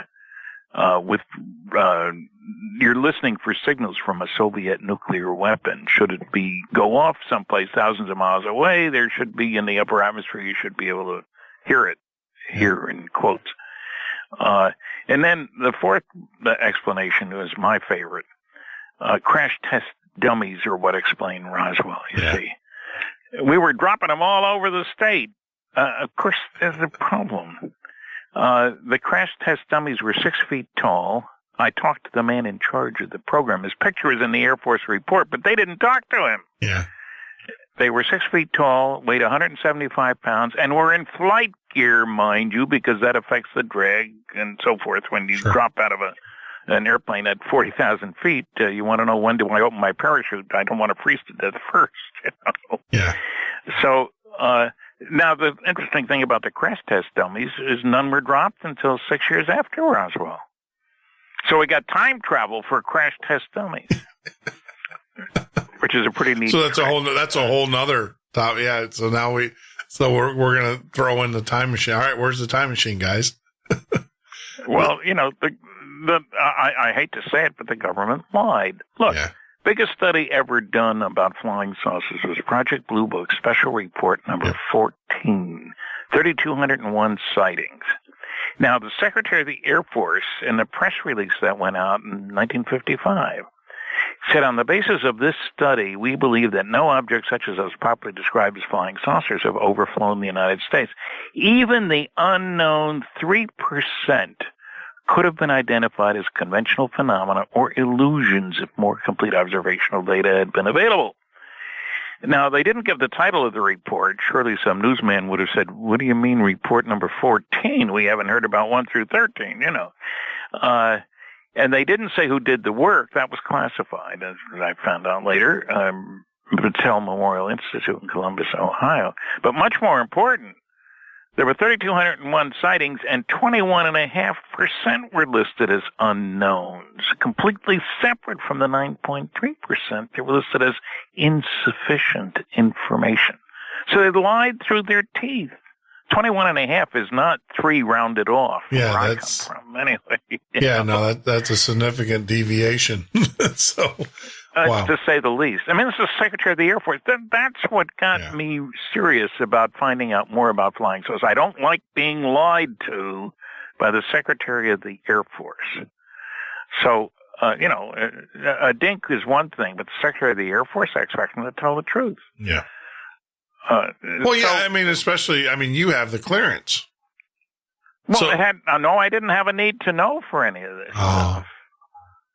In other words, I've never had classified access to UFO stuff. I just am persistent son of a gun. Sure. I've been to 20 archives, and I look for documents. And, you know, sometimes you have to wait 2 years to get a mandatory classification review. They hope you'll die in the interim, I guess. Yeah. I don't know. Well, you know, and that this is a little bit off a topic, but, you know, it's amazing because, you filed Freedom of Information Act requests, correct? Sure. And occasionally you get something useful. Yeah. Have they ever come back to you and said, you got to write a check for $1 million? No, you're in a certain category and I agreed to pay for copy charges up to a certain amount. Okay. No, but they will, even those guys will lie to you. I filed with the FBI for my FBI file. Gave them all my background, my full name, the fact that I'd had a clearance for 14 years, where I was born, my parents' names, the whole ball of wax. And they come back to me and say, we don't have a file on you. Now, how many Stanton Friedmans are there? Yeah. You know. Well, I had written another request at the same time to the CIA for my file, and they got back to me with a little squib, a small piece of paper. That was what they found. All they had was a a negative name check request from the FBI, and they gave me the file number. So then I wrote the FBI and say, guys, can you check your file again? This is what I got from the CIA. And then I get back an answer saying, we have rechecked and find that we do have a file on you, but it's classified. So I wrote saying, I'd like to know the level of security and the size of the file. Sorry, that information is classified too. Yeah, I eventually, 15 years later, got a copy of my file. It wasn't very exciting. Yeah. But what I'm saying is, it's like the Office of Naval Intelligence says they don't have anything on UFOs. That's the biggest intelligence agency. It's the oldest one. Yeah. And I've had plenty of good reports from Navy people. Yeah. Where did the stuff go? Operation Majestic 12. Because we know, because of the Bollinger memo, Carol Bollinger, Air Force General, yeah. engineer on the Lunar Excursion Module. Yeah. He was asked by the Air Force, what should we do about Project Blue Book? Because the Condon people had said we should cancel it. It's not contributing anything. So he had no previous connection with it. He wrote a memo, which we didn't see until 10 years later, which resulted in the closure of Project Blue Book, but it had a couple of shocking sentences in it. Yeah. It wasn't a very long memo. He said, reports of UFOs which could affect national security are made in accordance with JNAP, Joint Army Navy Air Force Publication 146, or Air Force Manual 55-11, and are not part of the Blue Book system. What?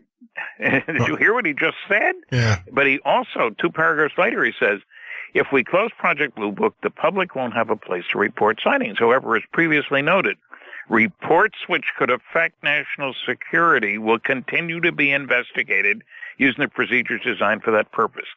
There's another. What? Yeah. Blue Book was closed. Supposedly there was no national security aspect here. Yeah, so what organization? Well, that's why I'm bringing in Operation Majestic 12. Now, I want to, and that's actually a great segue because that was going to be, that's the second one on my list here.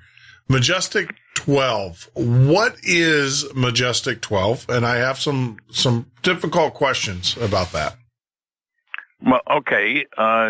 We got a copy of some film with some documents on it in 1984. Bill Moore, in December 1984, had been in touch with certain intelligence officers and stuff.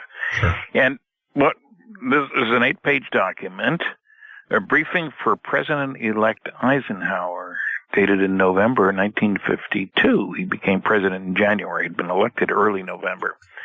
And it stated that there was this group established by President Truman toward the end of 1947 because of Roswell, and named the members of this group Operation Majestic 12, whose job it was to deal with reports which could affect national security.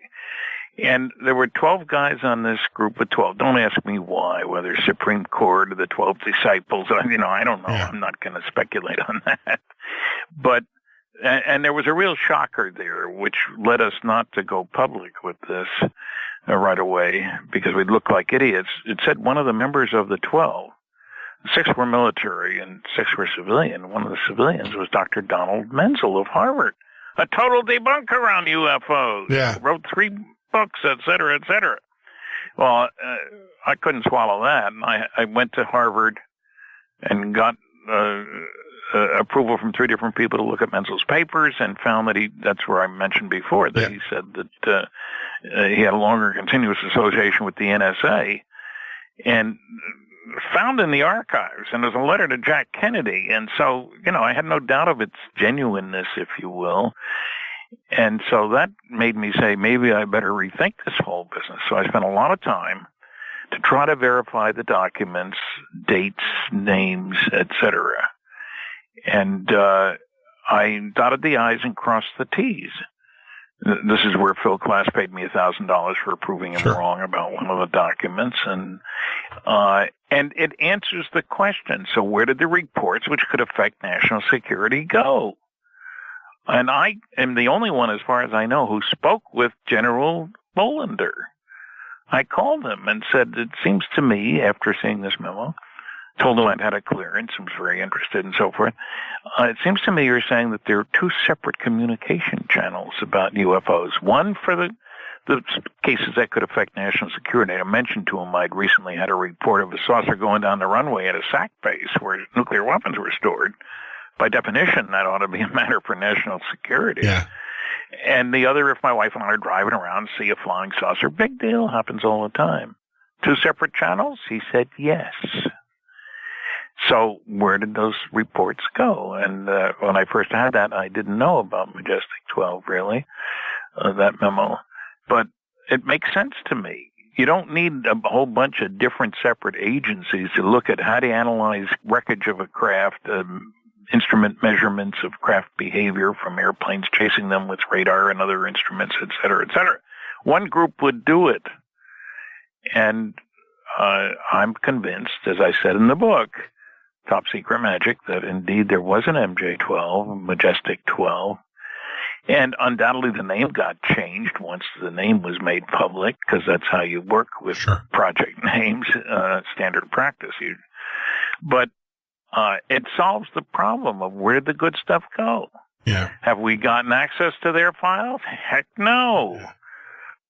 So there's a target. If the media want to blow the lid off the cosmic Watergate, there's a good place to start. Well, and that leads to my question, because I've had Dr. Michael Heiser on the show, and didn't he do some analysis of the Majestic 12 documents and say that No, he had somebody else do some, and they were unhappy with one particular document that's probably not the way it would have been done. Look, I readily admit that there are loads of phony MJ-12 documents. Okay. The market was flooded with garbage, but that's standard practice too. Yeah. Good stuff comes out, you put out garbage and hope it rubs off on the good stuff. Yeah, I got and that. Okay, and that was the question, because I remember him testing, and he said, well, to the MJ-12, he said there was one document though, out of the ones that they did run through this analysis. They said that there was one that came back that was very interesting and and they said that they confirmed that it was, in their opinion, and based upon the information and how they did the test, it came back as positive. In other words, being truthful, being a true document of that era. The important one is the briefing document. It's 8 pages long. Lists other one of the pages lists other documents that we don't have. Yeah. The question isn't, are all the documents genuine? The question is, are any? It's the same with UFOs. Are all UFOs alien spacecraft? Of course not. You're absolutely correct. Yeah. Baseball players get a lot of money to hit 300. That means 30% of the time they get a hit. Yeah. Yeah. No, 70% of the time they don't. Too bad. Well, Stanton, and we played it yesterday, and I'll tell you, in all the years that I've been listening to this, and I'm a pilot and had a pilot's license, and I still have a pilot's license. I just don't have a medical. I had an incident, but I chalked that up to being an airplane that was just too close to us. That we were flying IFR. And there was an airplane that was unregistered or for whatever reason, and it was flying too close to us. And that happens in civilian, especially. Sure. You get some knucklehead who gets out there and gets way above their skill level, and now they're flying in the clouds with us and stuff. So I chalked that one up. But I will tell you this: last Saturday, and I actually sent it to Kathleen. Last Saturday, we were sitting in our backyard here in Florida, and we live right off the Gulf. There was 4 of us sitting there, and a craft flew right over our heads. Ooh. And if I'm trying, I didn't have my cell phone. My neighbors, they're the flip phone kind of people. They're a little bit older than us, so they still have the flip phone. And Sandy, who is with me, I'm trying to get her phone, but the problem is I don't know it's an iPhone. So you got to have either the ID or the code to open the phone up, or the fingerprint. Yeah. I wasn't about ready to chop her finger off, but we did take I did an interview right after, and I left the recording running and didn't tell them that I was so people can listen to the conversation, because people, when they know they're being recorded, obviously will say one thing, right? Yeah. So I kept it running in the background. But yeah, we clearly saw something that I would have to say in all my years of doing these shows and my other, this one, yes, this is a UFO. I mean, this is a UFO. Now, as Robert Zimmerman said, does that mean that it's a alien UFO? It's a UFO because you don't know what you saw and you can't. Well, that's true. Yeah. And the question, not all UFOs are alien spacecraft. Exactly. That's why I like to talk about flying saucers. But I've checked all my audiences, not all, hundreds of audiences. At the end of my lecture, I don't have guts enough to do it at the beginning, and 10% of the people believe they've seen one, but 90% didn't report it. Then, yeah, exactly. And that's what fear of ridicule is very important. Yeah, we definitely reported it. And Doctor, here I go. See, I'm going to get in trouble. It's not Doctor. It's Stanton Friedman, no. Mr. Friedman.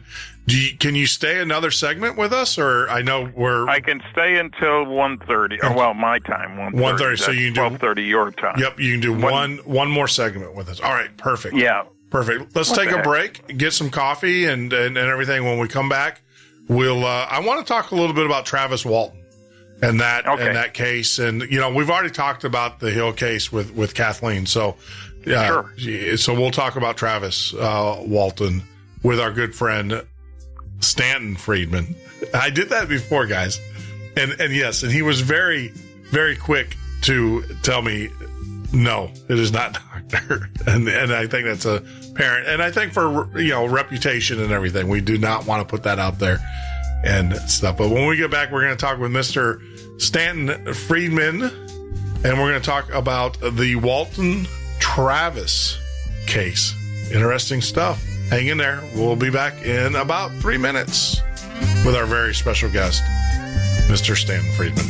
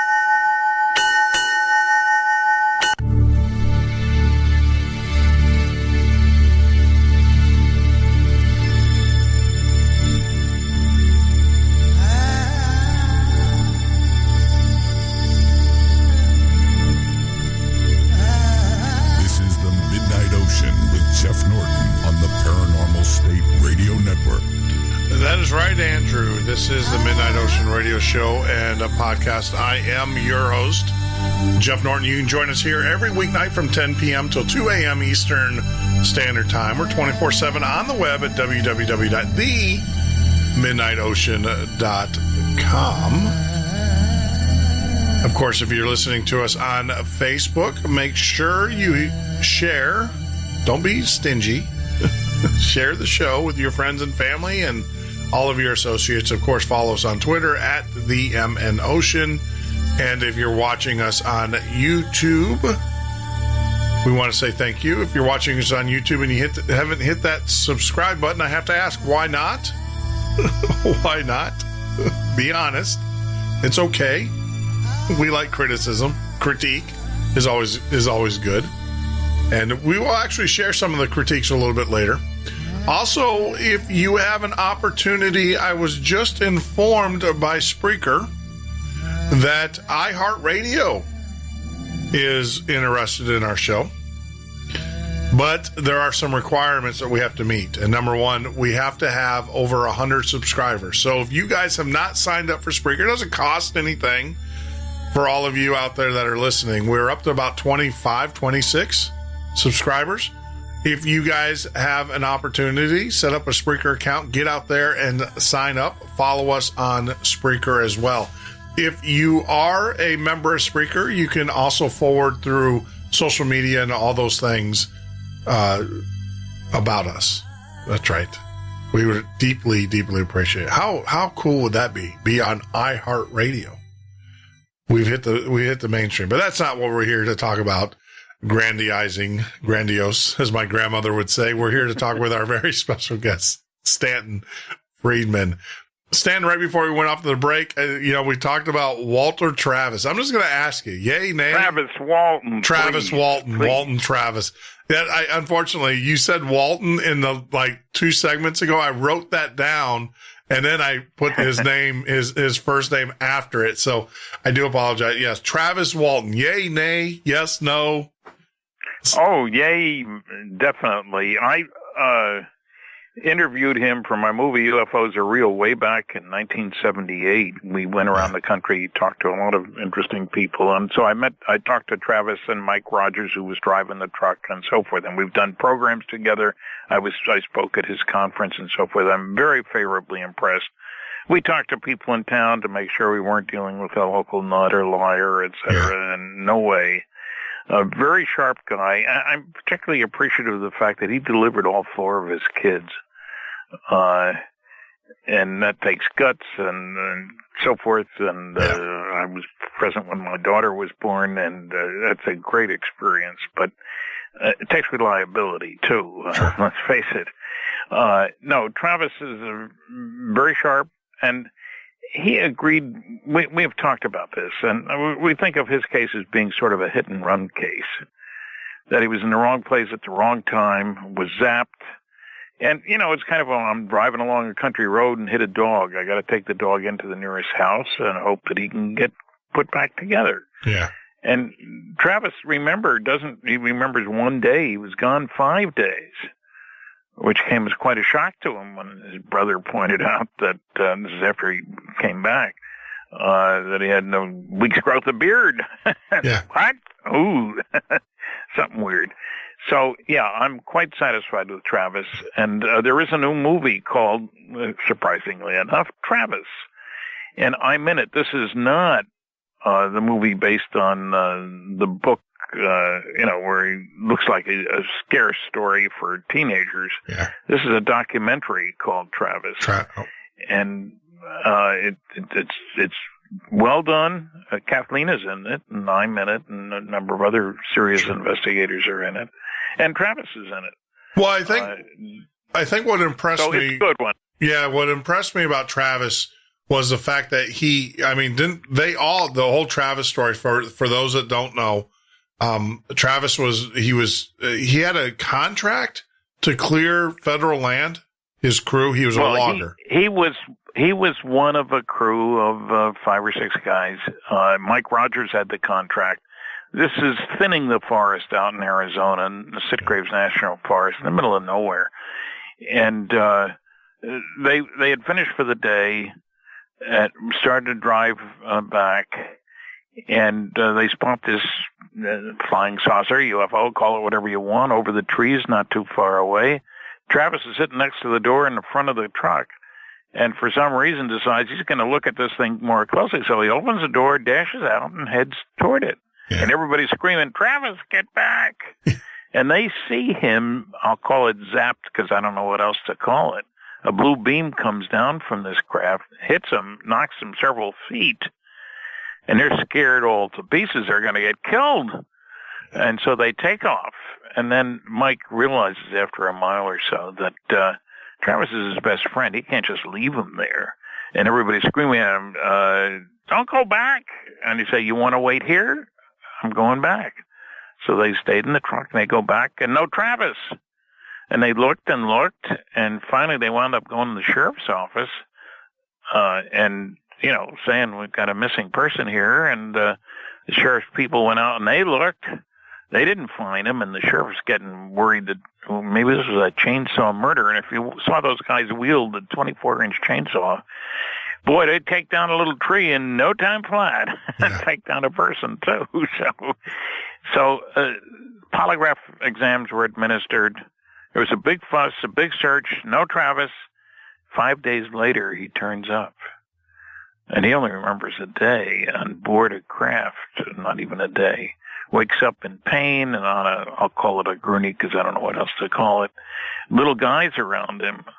And it scares the heck out of him. He doesn't know where he is. He doesn't know what he's doing there. And he gets up and grabs something, and they dash out of the room. He goes to the next room. There's some guy who's taller than he is, and he's 6'3", who would pass on the street, he said. And he spends a little time with them, and there's some machinery and gear there, and then they drop him off. And it was only after that he finds that he was gone for a week. Yeah, full 5 days. Yeah, and there were some crazy shenanigans. There was a guy in Arizona who said he was going to take him to the doctor, and it turned out the guy was not a doctor. He was a psychologist. They wanted an examination. APRO was still around then, Aerial Phenomena Research Organization. And so they left that guy, and there were things done that shouldn't have been done, not Travis's fault. And then, of course, Phil Klass, in our new book, Fact, Fiction, and Flying Saucers, we talk about how irrational, nasty, unprofessional he was about the Travis Walton case. Yeah. He offered one guy $10,000 to admit it was all a hoax, et cetera. So there have been vicious attacks. Yeah. Yeah. And Travis has handled it well, and I've heard him speak. We've been together on television shows. And when people ask me after Travis tells his story, what do you think about it? And I said, I believe him because I investigated it. I met with him. I was in the town in Arizona, and I'm very impressed with Travis. Yeah. And how do you decide who you believe? Well, you look at the evidence, and don't tell me he's a liar. Yeah, well, I mean, it's just not him. I mean, you have the crew. I mean, everybody in the crew except for one individual all passed the polygraph, and the other one was inconclusive. So that's but they passed one later.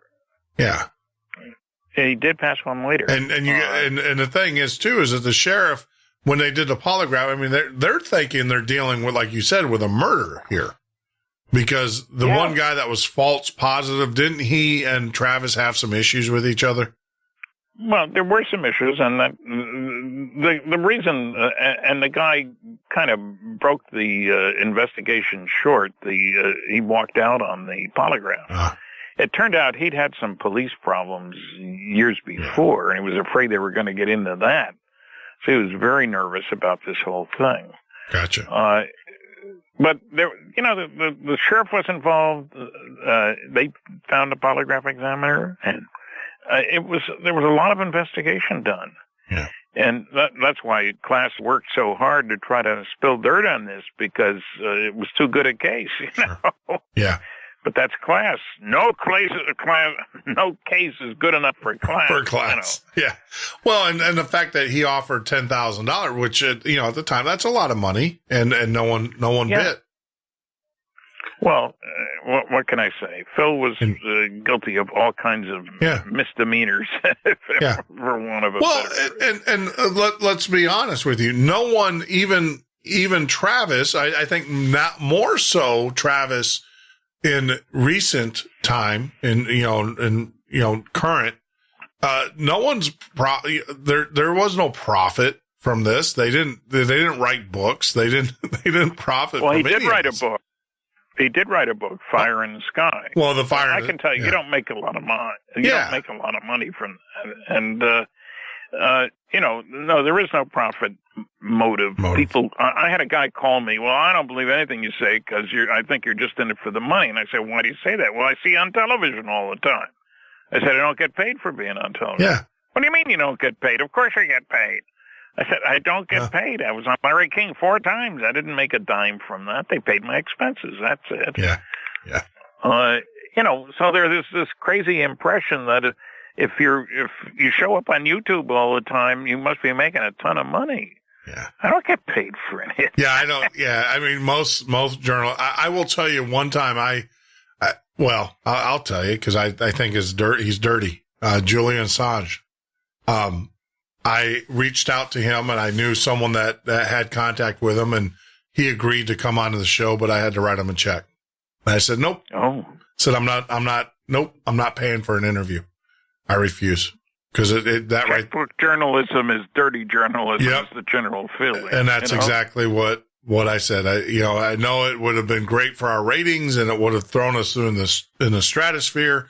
But I am not paying for an interview. And I don't care what bills he has to pay or whatever. And I understand. And, whatever. He'll have the Ecuadorian government, his host, pay for his food and stuff. But, I flat out turned it because I think it's tainted. And that's why I will never. I know he's doing a lot of things out there in WikiLeaks and stuff and doing things that our journalists should be doing. Good research journalists should have been doing all along. But like I said, when you ask for money, I'm done with you. I'm not, that right there is just, that is a whole nother level for me. It taints the thing, no matter how you slice it. And you don't need that. Now, before I let you go, I did, before you leave, I'm not going to let you go. Oh, darn it. Someone asked, and I can't get to it because let me see if I can scroll to it here. Oh, there it is. Someone wanted me to ask you, what do you think about the Tabby star megastructure and the Russian billionaire joining in to try to figure out the star's dimming observations? That's that. Yeah, I've heard of the Russian millionaire who's given money, going to spend $100 million, I guess, for SETI and stuff, which I think is a damn waste of money, frankly. SETI stands for Silly Effort to Investigate. Yeah. They totally ignore the evidence, the data, the scientific references, and they have this crazy notion that aliens, for some reason, using our techniques suitable for us, who are primitives, that is, we've only had radio since 1901, long-distance radio, somehow they're sending us signals. No reason is given, no reason to say that they have. There's no evidence that they have. And let's ignore all the data indicating that the aliens are here. Yeah. And picking up people and, catch and release. That's what I think they're doing, among other things. That's crazy. And the SETI people, every astronomer knows that the stars produce their energy by nuclear fusion.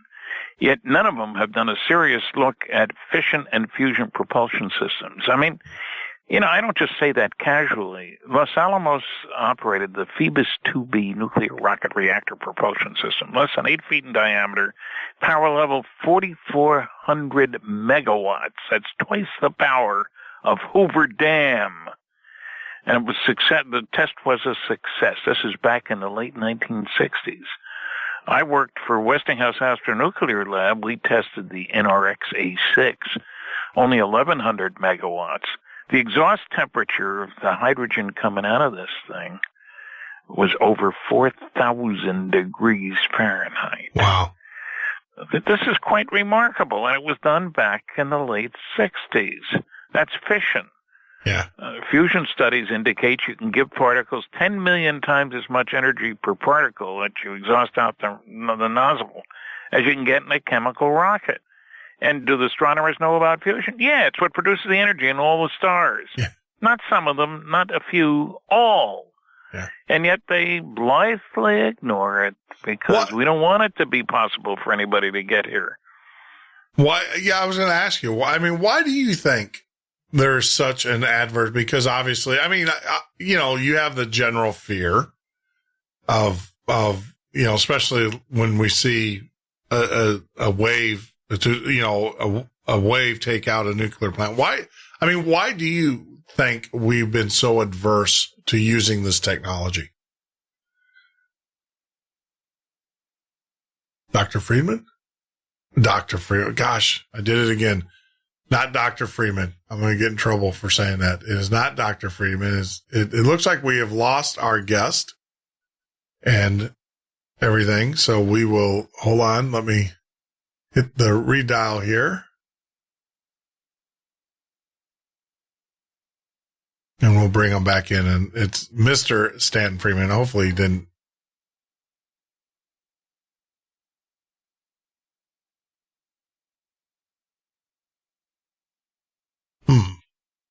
So apparently someone does not want me to ask that question.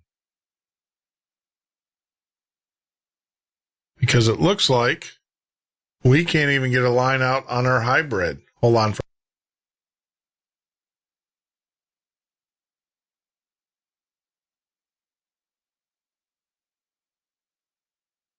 Are you still there? If you are satisfied with your message, press.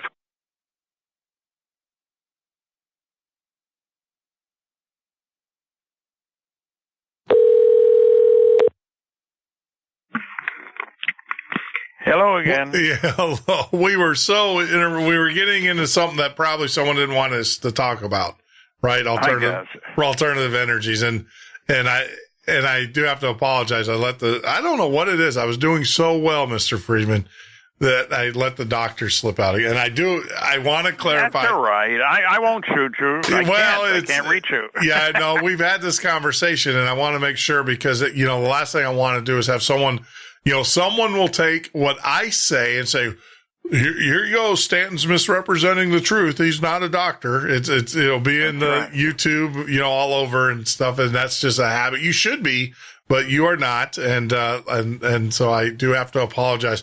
But right before we got disconnected, so rudely disconnected, why do you think there is such I guess I don't want to say adherence. There's such an apprehension to using these alternative nuclear fuels and stuff, notwithstanding the I don't publicity. know.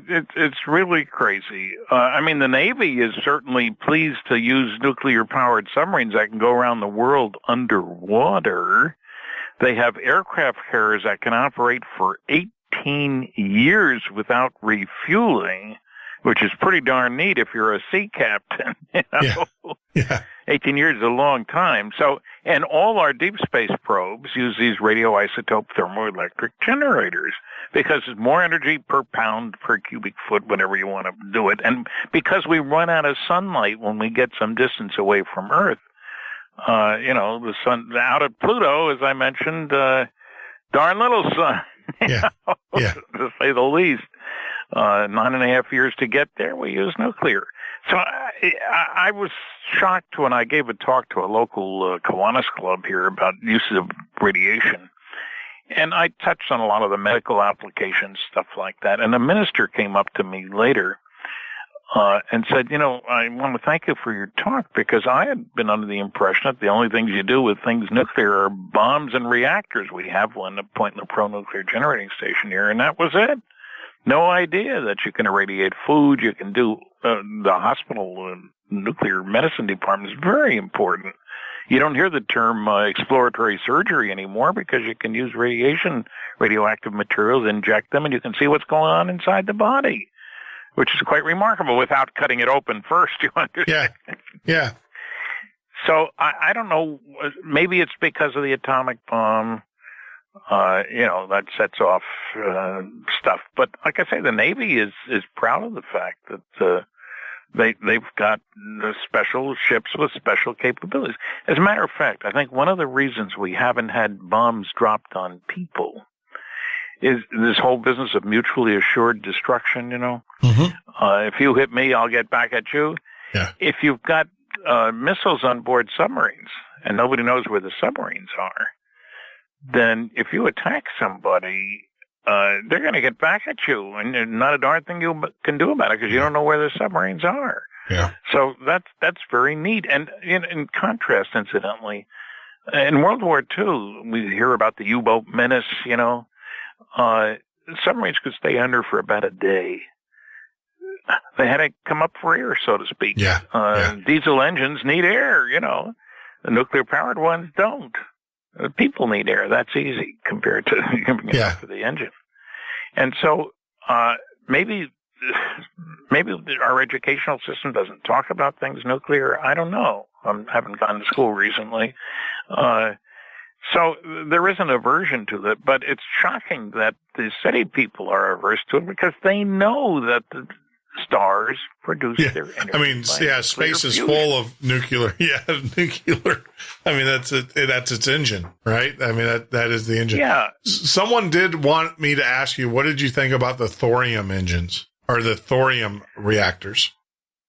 Well, look, I go with uranium simply because we've built so many. There are 400 operating nuclear reactors around, and there are the submarines, and there are aircraft carriers, and these successful tests of nuclear rockets, and all of these involve uranium. It's partly because we got to using uranium because we wanted to make enriched uranium for bombs. So while you're at it, let's make some for these other applications. We're producing Canada. I live in Canada. We don't enrich uranium. So we use natural uranium for our reactors, but you can't use that for these propulsion applications. They're too big, the reactors. I mean, you got to be able to get the thing off the ground, Yeah. So it's one of those crazy questions that we don't have a good answer for. Why? And especially, like I say, with the SETI guys, when they all know that fusion is what goes on in the stars. That's not and I think I could safely bet that every civilization will want to know how does its star produce its energy. And we thought it was burning gas in the 1920s. Yeah. So they'll figure out that it's fusion, and then immediately it becomes optional to use it for propulsion. Yeah. If you want to go out there, but we don't have a plan to go out there. And if you look at the work where the aliens have stopped taking nuclear-tipped missiles offline, it looks like they don't want us using them. They don't want us out there either. Yeah, I mean, there's Well, would you? I mean, we're a primitive society. Our major activity is tribal warfare, as far as I can tell. No, I agree. I mean, we were talking about that, not getting too political here. In the United States, the only thing we've been able to export really well lately is war. I mean, that's sad. You were good at it. Yeah. Yeah, but you realize the whole planet spends $1 trillion this year on things military. Yeah. That's and how many kids died of starvation? Well, we were actually it's ironic that you say that because 2 or 3 days ago I was talking about that if we spent one month's worth of our military budget, we could wipe out hunger in the world. It would be gone. 300. I think they put a tab on it, a number of $352 million. That's 1 month's worth of spending. That's peanuts. Yeah, that's nothing. And, so what, if you want goodwill with other countries, I mean, I don't know, bombing them from drones afar or feeding them. That'll make them friendly, won't it? I think feeding them would probably get you that Nobel Peace Prize that they gave you at the beginning of your election. I'm sorry. I get it. Irritates me, as you can tell. Before we leave, and I do have to ask this because this is just something that I've always wondered about you and with your propulsion. Have you or did you ever meet Warner von Braun? No. You never came across him? Okay. Our paths didn't cross. Wow. I better give out my website too. Yeah, well, that was going to be my next thing. So, of course, we have links to your website and your author's page on the Midnight Ocean, but how do people reach you? And I will have to tell people you're very reachable. I answer my own phone, and people say, "You do? Yeah. What do they think? I got some kind of secretarial group here? I'm a one-man operation." Yeah. My website is www.stantonfriedman.com, and Friedman is FRIEDMAN.com. My email address is a peculiar one, FSPHYS. That's Flying Saucer Physicist, if you want to know a mnemonic device. Well, I tried 10 other things. None of them worked, so I figured something nobody else would have. FSPHYS at bellalliant.net. That's BELLALIANT.net. And it lists all my books, and what you get from me that you can't get from Amazon is an autograph. And the books that Kathleen and I have written, you get both our autographs. We use book plates. That's a lot easier than shipping books back and forth. That's signed by both of us. No charge. And Amazon doesn't offer that.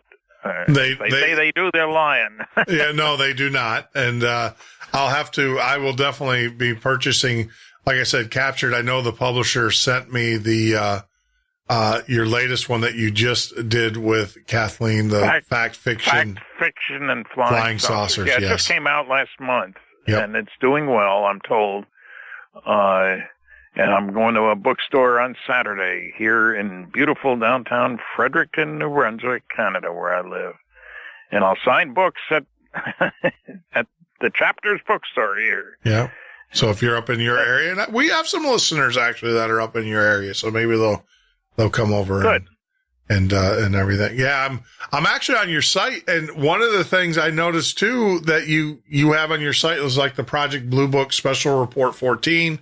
Which I haven't seen that anywhere, and no. So I'll definitely be a customer. I'll be purchasing, even though we have links to Amazon's. I do like this. I do like the signed ones, and for whatever reason, it's I understand. Hey, it's to say not only did I get to talk to you, it was funny because a couple of my professor buddies were like, I remember when he came to the university, gave lectures and they were like, well, I've only given 700 lectures.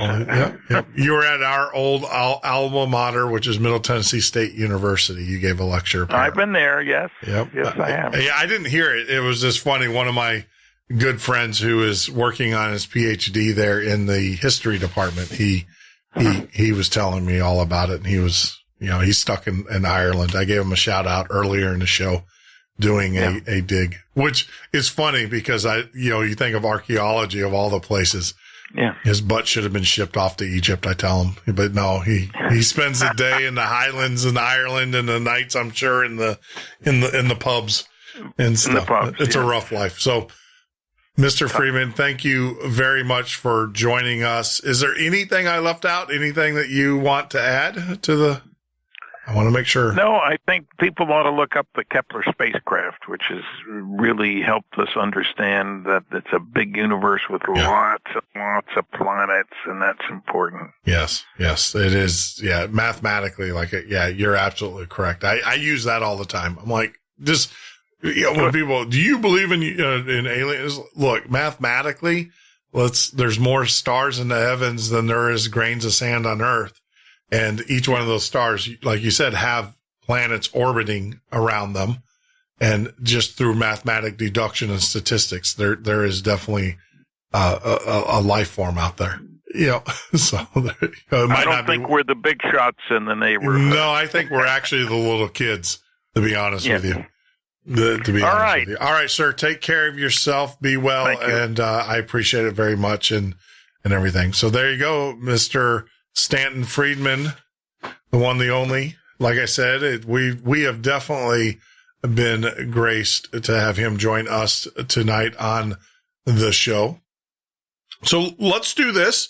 Let us reset here, and then we're going to open up the lines. I believe I got all the questions answered. There was only 2 that I saw in the chat room and everything. So I just want to say, once again, thank you, Stanton, for joining us. We appreciate it. I am going to reset the call-in lines. If there's anything you guys would like to call in and talk about, feel free to do that. Give me, a few minutes here as we play a little song. I think we're in honor of our friend. I've got a Canadian artist that you guys all know. Let me see what one I want to play here. Oh, here's one that we haven't played in a while, which is one of my favorite songs. Let me kill this and I'll bring this in.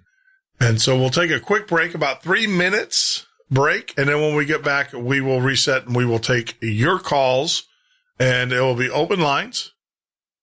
There'll be open lines when we get back from this short break. I hope if I don't turn off my microphone as I'm trying to talk to you guys. And here's our good friend, Ed Roman.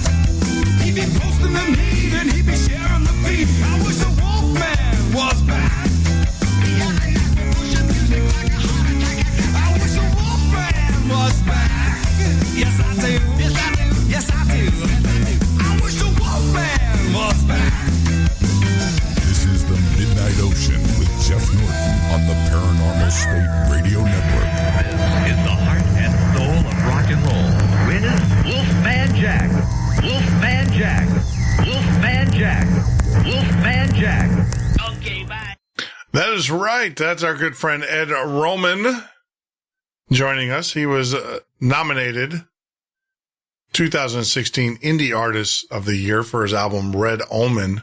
Great album. All the songs on there. Most of the songs, all the songs we play come off of that album.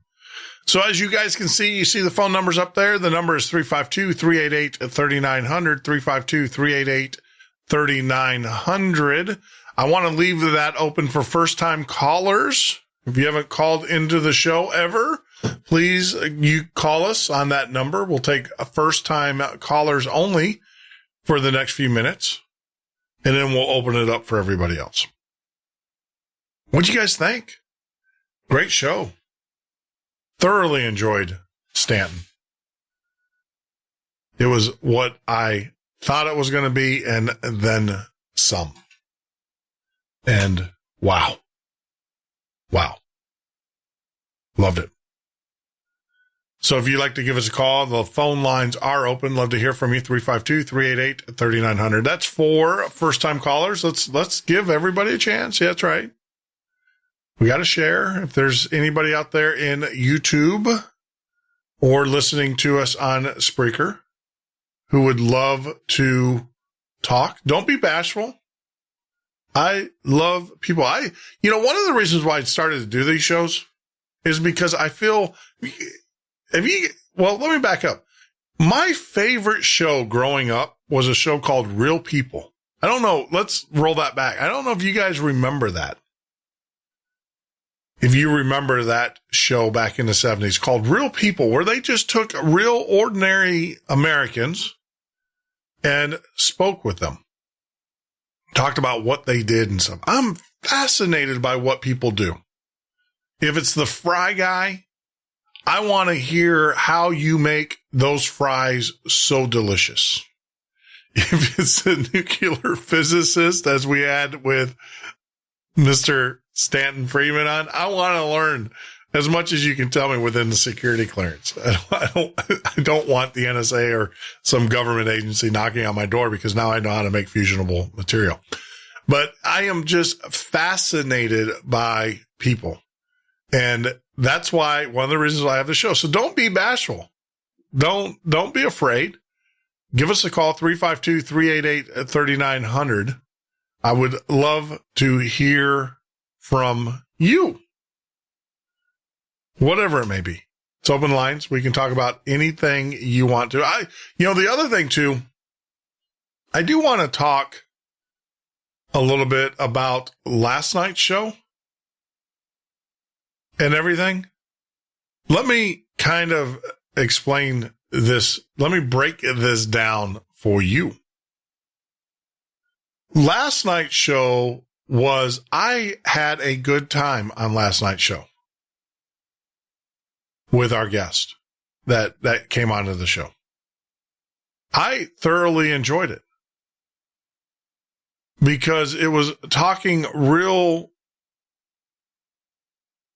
things with real people, right? Now, the caller, the guest that was on, Rob, that was on the show last night, he was honest, and he's not a radio guy. And it's hard to do what we do. For you guys, for some of you to think that you can just get a microphone and start talking. Yeah, there's a lot of shows out there that do that. But to have a show in which you have quality conversation, it's hard to do. So hats off to Rob Jarrett for joining us last night. Kudos. He overcame his fears. I'll tell you, it's intimidating, especially when you got me talking to you. I'm a talker. And, I'm not tuning my own horn, but I can see where it is intimidating. I remember, for me, the guys that intimidate the crap out of me was Art Bell. I don't know how I would react talking to him. I've been on some nationally syndicated radio shows in the past, and I've, held my own.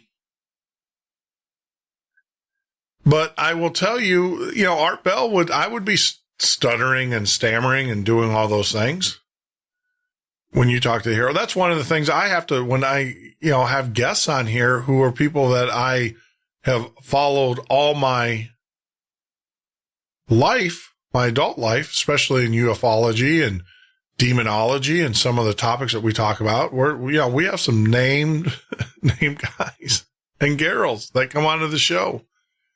And I get stuttered every once in a while. So hats off to you, Rob. Hats off for coming onto the show. And it's funny because we open up the phone lines, 352-388-3900. And I know darn well some of the people that were criticizing Rob are listening to the show right now. Well, here's your opportunity. Call in, 352-388-3900. I'll be gentle. I'm not going to take your head off. But, feel free to call in. Let's hear your chops. Let's see what you got. Love to hear from you. And of course, if you're on Skype, if you're overseas and you're on Skype, you can actually get to us by TMO Listener. That's TMO Listener. Type that in and search and you'll see it. It will come up TMO Listener space the Midnight Ocean. And that's how you know you have us. You'll see our little logo there of the little pirate ship. The secret to fries is to fry them when frozen, refreeze them and fry them again. A few people know that. I don't know that. I love them though. I love fries. What's your favorite fry? I'll have to say hands down Arby's. I love Arby's curly fries. Arby's curly fries are my favorite fries.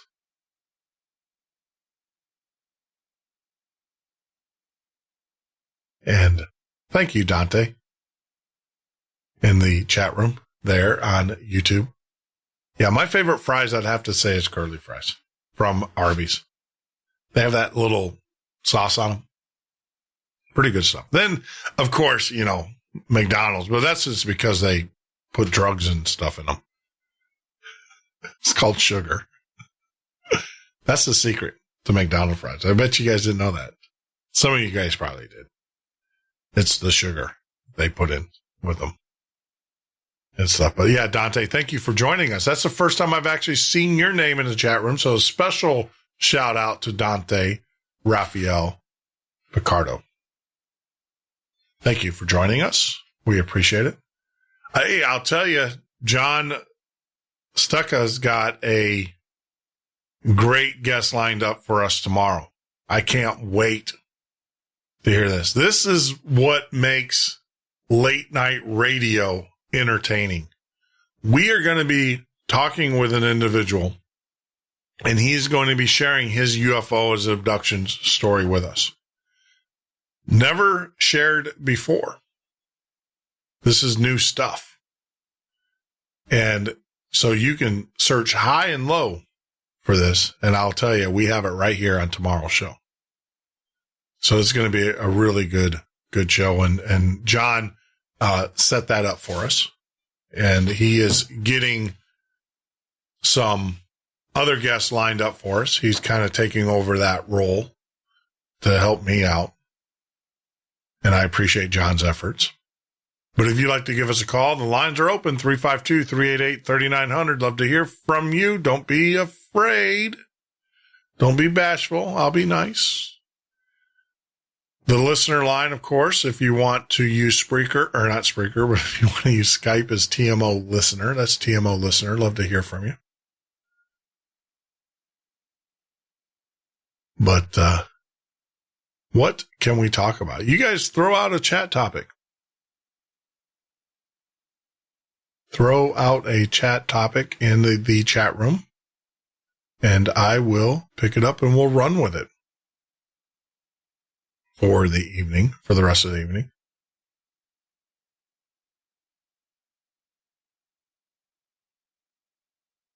What? Have you wrestled back control? No. Why would I wrestle back control? I'm the guy that put that little, as you say, P *** chat Terminator bot in there. There's a reason for that. If you notice our chat rooms, Possum 1010, our chat room's been very family friendly. There's a reason for that. And for those that are new and stuff, yes, it is. We run a tight ship. Let me tell you what the rules are for those that don't know. Yes, I have. Well, first, let me give the rules. And then, Dante, I'm going to get to your question here in a minute. The rules are in the chat room, no personal attacks, no response to a personal attack. Either one of those, if you break either one of those rules, you are gone. And there are moderators with their fingers on the trigger. Now, there's another, we use a Nightbot moderator, which will cut out the cussing, the swearing, and all of that stuff. But the personal attacks and the response to personal attacks, we have moderators that are watching that. And, there's no need for that. Go somewhere else. Go ruin someone else's show. We are a family friendly show. It is not about tearing people down. That's not what we do. Very rarely will you even hear me tear down politicians. And you guys that know me know what I feel about them. So that's enough of that. So, John, let's get back to the flying experience. I'll tell you guys a little bit about that, how that all got started for me. And then Dante Raphael asked, Jeff, have you ever seen the movie The Fourth Kind? Yeah, I did. I actually watched it. Pretty creepy. Pretty creepy. I think, though, the scary ones, we did a show on here where we did the abductions, where we played the abduction tapes. That was pretty scary stuff. Yeah, that was pretty scary. That was some pretty freaky stuff. The 911 tape, the abduction tapes from people that were regressed. Those get to you. I'm not too concerned about demons and ghosts as I am. And we're still trying. Look, guys, we're still trying. And I'm just waiting for my friends in Ohio to give me the clearance so I can come up there. We got everything else lined up. Just waiting on you in Ohio. I talk about demons, ghosts, and everything. I am wanting to lock myself in 2 haunted facilities. They've already named them in Ohio. Overnight, I will do the show live from those facilities. I will be the only one locked into the building. We're trying to get the arrangements worked out. And maybe that conversation we need to get on the phone. Maybe we can set something up tomorrow. And we'll get that ball rolling, because I would have loved to do that for Halloween. I can already tell you, I already have a camera crew who is willing, professional cameras who are willing to go in and set up all the cameras. Now, the rule is they cannot be in the building with me. So we have identified a bar is notoriously haunted, and also a prison/sanitarium that is notorious haunted. And I want to lock myself up, the only one in these rooms, do the show live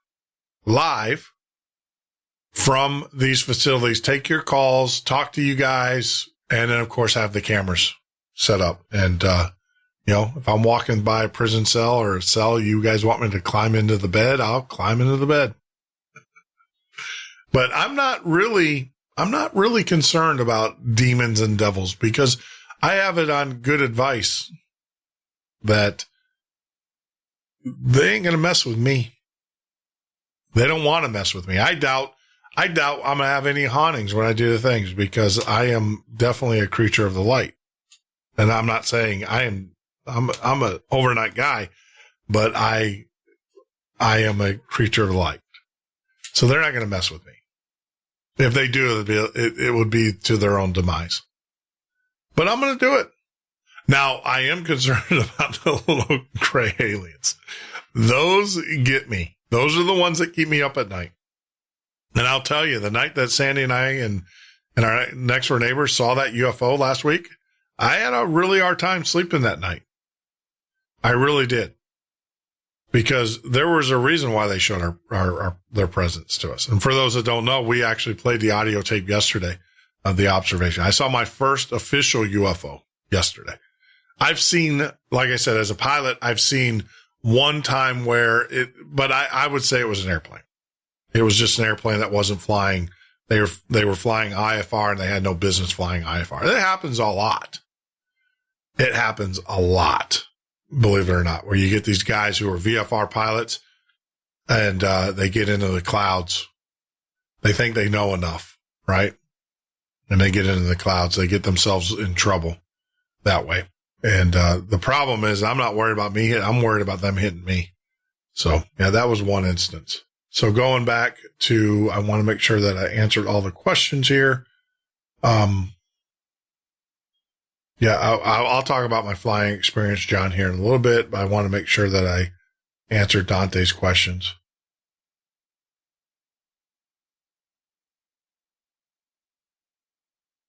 Yeah, that got me. Yeah, Dante, that got me too. And he's talking about, like I said, when we played some tapes where some gentleman was under hypnotherapy, regression therapy, and he was recounting his experience, his abduction experience. And then he flipped over to where he was being taken control by the alien presence. I believe that's how the reptilians work. I mean, I'm sure that there are some physical reptilians, but I think for the most part, the reptilians are like demons. They take over people's minds. We definitely had one on the show, on an old podcast, and I will find that over the weekend. It was an IMF bank director, and it was right. So, Possum, no one said you made personal attacks. Why do you think everybody's coming down on you? Stop being paranoid. You're making me nervous. No one said you made personal attacks. I just made the rules. Everybody's been very pleasant over the past several weeks. We had one gentleman who came in and had to test the water and he got the kaboot, and I think the word got out pretty quick.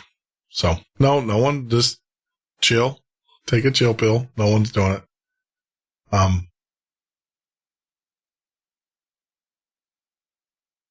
Yeah, John, I'd love to hear from you, man. Yeah, come on in. Give us a call. Number is 352-388-3900. Love to hear a ghost story. While we're waiting on John to call in, I can tell you, I started out flying. Let me tell you exactly how I started out flying. As you guys know, I write software.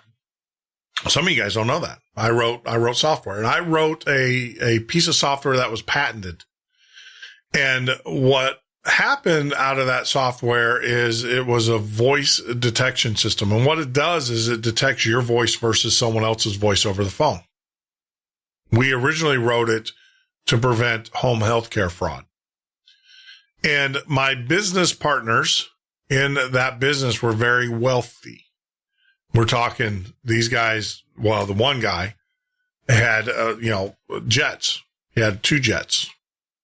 And, being a computer guy, I had the opportunity of flying with him as we would go on meetings, and we became friends, and he allowed me to fly with him on pleasure for, trips and fun and stuff.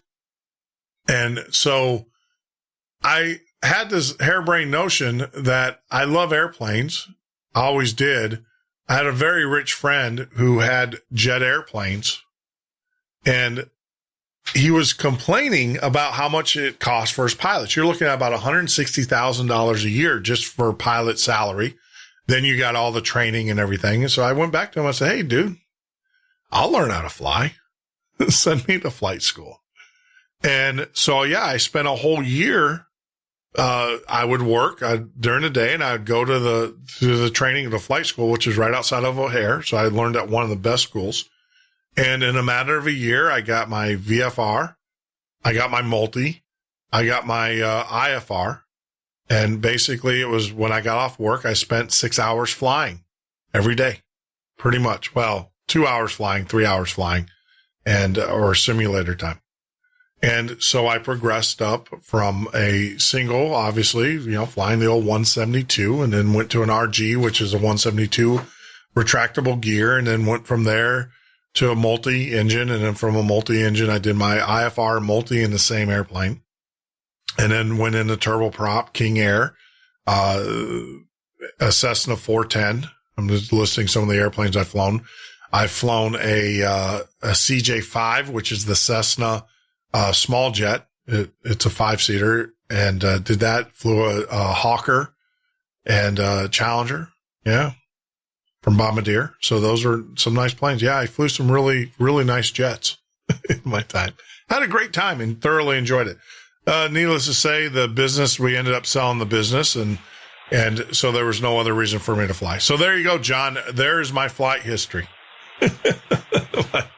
my flying history. You asked, so I just wanted to throw that out there. Nice. Like I said, I could see you with the Twin Otter one of these days. Yeah, the Twin Otter. Yeah. You know, my favorite airplane, believe it or not, is that that 22, the Cirrus. I love that airplane. Yeah. It's all glass. That was that plane was awesome. I was up in Oshkosh when they first came out with those. And that if I could buy a plane, that would be the plane I would buy. But see, the problem is that I'm spoiled because I flew jets for a while. And then what happens is that when you fly a prop, Sirius is perfect for you then. Yeah, no, well, when you fly a prop plane, you get what happens. There is actually a condition in flying is that you once you fly in a fast airplane and you go into a slower airplane, but see, I like pilotage. I'm a guy who excelled at navigational charts, and instead of using the GPS, I think the reason why I did so well is because I loved the charting. I love that process. And even when I do boats, when I go out into the Gulf, I'm a big chart guy. And so I am too. I'm a big map guy. Yeah, I love that part of it. And, the Cirrus, like I said, is all glass. When I say glass, guys, the cockpit is all basically computer screens. Now, you are required to have your standard pitot tube, all of your standard instruments, but they're kind of secondary. They're off to the side where everything is glass. But my fear is I get into that hurry up itis where you get in a smaller plane cruising at a lot less speed and you're like, oh, come on, hurry up, and you try to push it. And I totally understand that. A lot of pilots die that way. With very fast race cars, I totally understand that. Yeah, you race cars and you get in your home car, right? And you're like, I remember the only time I ever got a speeding ticket, like a speeding ticket. I just came back from flying the Hawker, and I had my daughter in the car. At that time, she was like 2 years old, and we flew over to Michigan. And flew back just to see my parents for like a day. And we flew back. It was like a day trip. And it was funny because I was flying. My daughter must have been 3 or 4 because she made a comment. The officer said, why are you going so fast? And my daughter said, because we just got off a jet. That's what she told him. It was so funny, because the officer's kind of like, huh? And, my daughter's like, yeah, because we just got off a jet. So those the jets you had experience with? I kind of missed you on that. Hawkers mostly? Hawkers, Challenger. I flew a Hawker. You flew a Challenger? Yeah, I flew a Challenger, yeah. Yeah, my favorite one was the CJ5. I love that thing. That was a little crotch rocket. I love that jet. It was fun because it was small enough. All right, so the CJ5 is the only jet that's certified that you can still single seat it. In other words, you don't have to have 2 pilots in the cockpit. I always had another pilot. You mean the BJ5, right? Yeah, no, the CJ5. Oh, okay. The Cessna jump, they call it the jump jet. Oh, okay. CJ5. Yeah. Okay. Yeah. So that was. That was a fun plane. You see, there's a guy, someone in England has a privately owned Harrier now. Yeah, you can buy them. Yeah. There was a guy I went to flight school out of Pewaukee. There was a guy there who had a T-38. Mm-hmm. And that thing was, oh my God, that thing was a blast.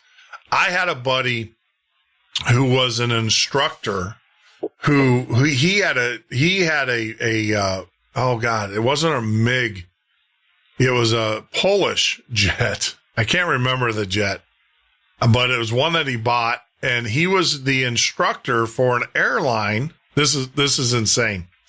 He was an instructor for an airline up there in Wisconsin that got bought out by another airline. They were furloughing. He was the chief flight instructor. He was getting furloughed, and his wife was concerned. There's a rule that if you feel that you are like going to commit suicide or whatever, you're not supposed to get in an airplane. So This buddy's wife called me because we don't know. And he was a pilot. He loves to fly, but he just lost his job. Basically, he was getting furloughed. And, pilots love the fly, especially commercial pilots. And it was at that time, it was so competitive that he didn't know if he was going to get a job, as a pilot again. And so he had his little jet, and his wife calls me and she's like, "Hey, you're a pilot, right?" And I'm like, "Yeah." And she's like, "Hey, can you go out with him?" And because I'm concerned, it was a 2-seater, training, like a training jet. And I'm like, "Sure," and I didn't realize that I was basically on suicide watch with this guy. And oh man, I gave her the what for afterwards. I'm like, "You don't understand me. Yeah, I can fly a stick. I can figure it out, but you probably should have told me, because I would have just grounded his butt. I would have said, look, the concern's there. I'm grounding you. And you can do that. And I can, call the FAA and have him grounded." I didn't want to do that to him, but basically she had me in this little jet that he bought, and, being his lifeline just in case. And everything turned out okay. I mean, it was no big deal. And we had a great time in it though. That thing was a blast. That thing was a hoot. It was fun. It was really fun. I was uncomfortable as hell, but it was well worth it. The cram myself inside this and the airplane, all the instruments were still in Polish. Yeah. Yep. The instrumentation was all still in Polish. I mean, this thing was, but it was fun. But I'll tell you, man, that CJ, that citation, that little CJ5, that was by far my favorite jet. I loved flying that jet. I mean, it was fun. It was because it was small. It was like a little freaking sports car. Yeah. Yeah. So, all right. So tell me your ghost story, man. Well, I have a couple, but I wanted to actually tell my friend's ghost story. You kind of somehow got me on that thought train a while ago, and I hadn't thought about this one for a while. And this is one that deserves some investigation because there's a whole bunch of cover-up involved in what happened. Like it's a total mystery. So my friend was up at Bear Brook State Park in New Hampshire, and apparently some mysterious things had happened at Bear Brook, including an ex-governor or senator or something going up there and committing suicide at one point. At Brookhaven? My friend knew nothing about this. He's just trying to find a place to camp for the night, touring New England, coming from Michigan at the time when I lived in Michigan. And that's awesome. I hope you're listening to this. You'll like this. And he gets out of the car, and there's this young, high school couple, and they're just walking by the car. And the young man just says casually to him, the teenager, the male says casually to him, kids died up there.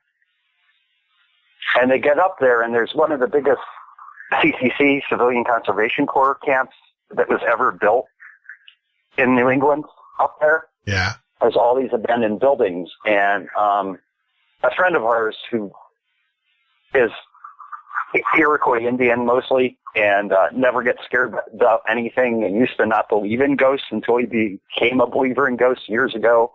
At the same hill in Ohio, which I'll tell you another ghost story about sometime, Fort Hill, Ohio, where I know two people that were staunch non-believers in ghosts, but he became believers on that hill. He had only been a believer for a few years, and he felt something too, especially by the headmaster's house. Now, they just both got a really creepy feeling, came down off the hill around dusk. And I had another friend who is now dead, unfortunately, that had a lot of who was a professional reporter for years, Jeff, and put tens of hours of research into this. got a hold of the old head of the park, and he was kind of giving my friend, after building up some confidence over months and months of phone calls with the guy was kind of giving him some information in between the lines. And now the interesting thing is, there was a fire at the only newspaper for that town. I forget the name of the town, but it's the town right next to Bear Brook State Park. It might be Manchester, New Hampshire, but I'm not sure. And there was also a fire. There was a fire at that newspaper office that destroyed all these records. And then there was also a fire, like, I think over 30 miles away at the county courthouse that also burned records, completely obscuring the past. And it turns out, upon further research, that they came up, and it would take me a little bit of work to come up with this name again, but it turns out that there was this old family name associated with that area of New Hampshire as well that has apparently been involved in Satanism for many years, very dark undertones, very hush-hush, like, you know, evil blue blood types, that sort of thing. But I always wanted to put a lot more research into trying to figure out exactly what happened there, because apparently a number of kids died up there, and the past has just been deliberately obscured as to what happened in that park. And like I said, my friend had I think I said this already, but my friend had a brand new battery in his car. They woke up the next morning and it was completely dead. Wow. I mean, but did they have, when they were, you know, the battery being dead and everything, what kind of like eerie experience did they have? They didn't have any exact direct physical interactions. They just had this really uneasy feeling of death, and something really bad happened there, especially around the headmaster's house. And neither one of them talked directly about it until after they came down off that hill. Uh-huh. And my friend, who is much more attuned to the spirit world and was one of the people that really got me into ghost hunting, and this friend, he's amazing. He was one of the luckiest. He's one of the luckiest people I've ever known. Maybe not so much in recent years, and he always attributed all his luck into his interactions with the spirit world. He always told me when I was having a bad day to go out to like the grave site next to my uncle's house and just pay respect to someone who's forgotten about. Yeah. Yeah. And like, that's where he said all his good luck ever came from. But, yeah. Yep. Wow. So, yeah, I have found that if you just slow down long enough, you'll get the answer. And I've had, I don't want to say like voices tell me to do things, but I've had dreams. I've had premonitions, and it's all about, I think for me, it's all about slowing down and listening to like the earth, or listening to, what the earth is telling you to do. And a lot of people will say, well, that's, premonition. Now, I will tell you one thing that I do now that I've never done is if I get an uneasy feeling, I'm gone. I don't stick around. I just excuse myself, say, yep, I'm done. Bye. See ya. I've learned that there's no reason to live life uncomfortably. None whatsoever. So if I have a very uneasy feeling about something, I'll be the first one to bail. And that's just my belief. Yeah, I've really learned to trust my intuition and then not push for validation of it, because the couple of times I like deliberately, like psychically push for validation of what I was feeling were the 2 times I had physical interactions with ghosts. Yeah. Yeah. I mean, Yep. I'm a firm believer that you got to go with your gut. You got to go with your with your feelings. And I know sometimes it's uncomfortable, but yeah, I mean, you just got to remove yourself. If you don't feel right about something, you got to leave. So. Yeah, and I also learned, especially when I was actively trying to ghost hunt, especially when I was trying to do like EVP sessions or that sort of thing. Yeah. I found that I found it very helpful to say at the beginning, this came from someone with professional experience in ghost hunting, to say, I only want to interact with something that was once living on this planet. Yeah, you have to be, and I've learned that too. You have to be concise in what you're trying to do, and what you're trying to attempt. If that makes sense. And be direct. Yeah, and be direct. And be forceful. Yep. Be forceful. Be firm if you have to. Yeah, and that's why I'm going to do the. I want to do. We've got a couple of listeners who are in Ohio. We were talking about it. We were kicking the idea around, and it kind of. I'm reminding them that I haven't forgotten, because I really want to do this. I want to go and spend the day in the bar. They've identified 2 locations that they want to have me do, and like I said, I'm in the car ready to go. I talked to a buddy of mine who's in the film industry, and we can arrange to have professional video cameras set up in the facility. So it's done right and it's documented correctly. But more importantly, the rules is no one else can be in the room, or no one else can be in the building when I'm in there. It's just got to be me. And I'll do the show from there, and I will take calls, and I will do, things within reason, with the guests. I tell you, it'd be great to find someone that has a full spectrum camera. Yeah. That's a big thing. And one of the people I want to help get on the show is I have a friend his name's Stephen Nera. I think you'd really like him. He'd be a great guest on the show. He was actually the one that started the first parapsychology school. Like, he's been a professional. He does it scientifically. He's been a professional parapsychologist. In fact, if there's a YouTube video of him talking about one of the most famous hauntings and one of the most famous poltergeists in all of England. This thing could cause TVs to turn on that were unplugged. It could cause a portion of a room to be rained inside. That's crazy. Yeah, like really powerful poltergeists. Well, and he estimates like poltergeists are like one of every 1 to 3,000 hauntings. So here's my ghost story. My very first wife, Sandy and I, we were high school sweethearts. So you guys lay this out so everybody understands.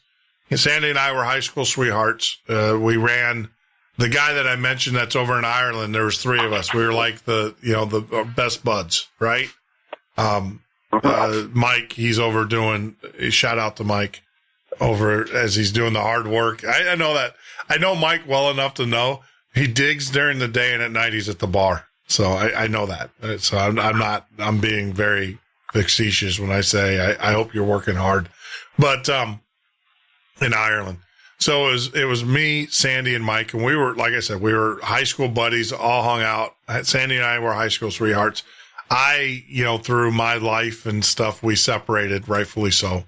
And, so I parted, and I got married and, married young, to a girl that I met in college and everything. And we lived in our first starter house, which is this house that was literally, you had to drive through a cattle gate. And for those that don't know what a cattle gate is, it's basically a gate in which there's like, separations in the ground because the cattle's hooves, they can't walk across this gate because their hooves will get stuck and they don't like it, right? So it's called a cattle gate. So you drove through the cattle gate and you drove up maybe 100 yards or so to the house. And this house was an old rickety It was a southern house, but it had a porch that went all the way around it. But it was old. I mean, this thing was old. We had to put in space heaters. I mean, it had no insulation in it whatsoever. I think our rent on this house was like $200 a month. It was nothing, next to nothing. But this was Lori and I. This is our first house that we had right after we got married. At that time, I was working.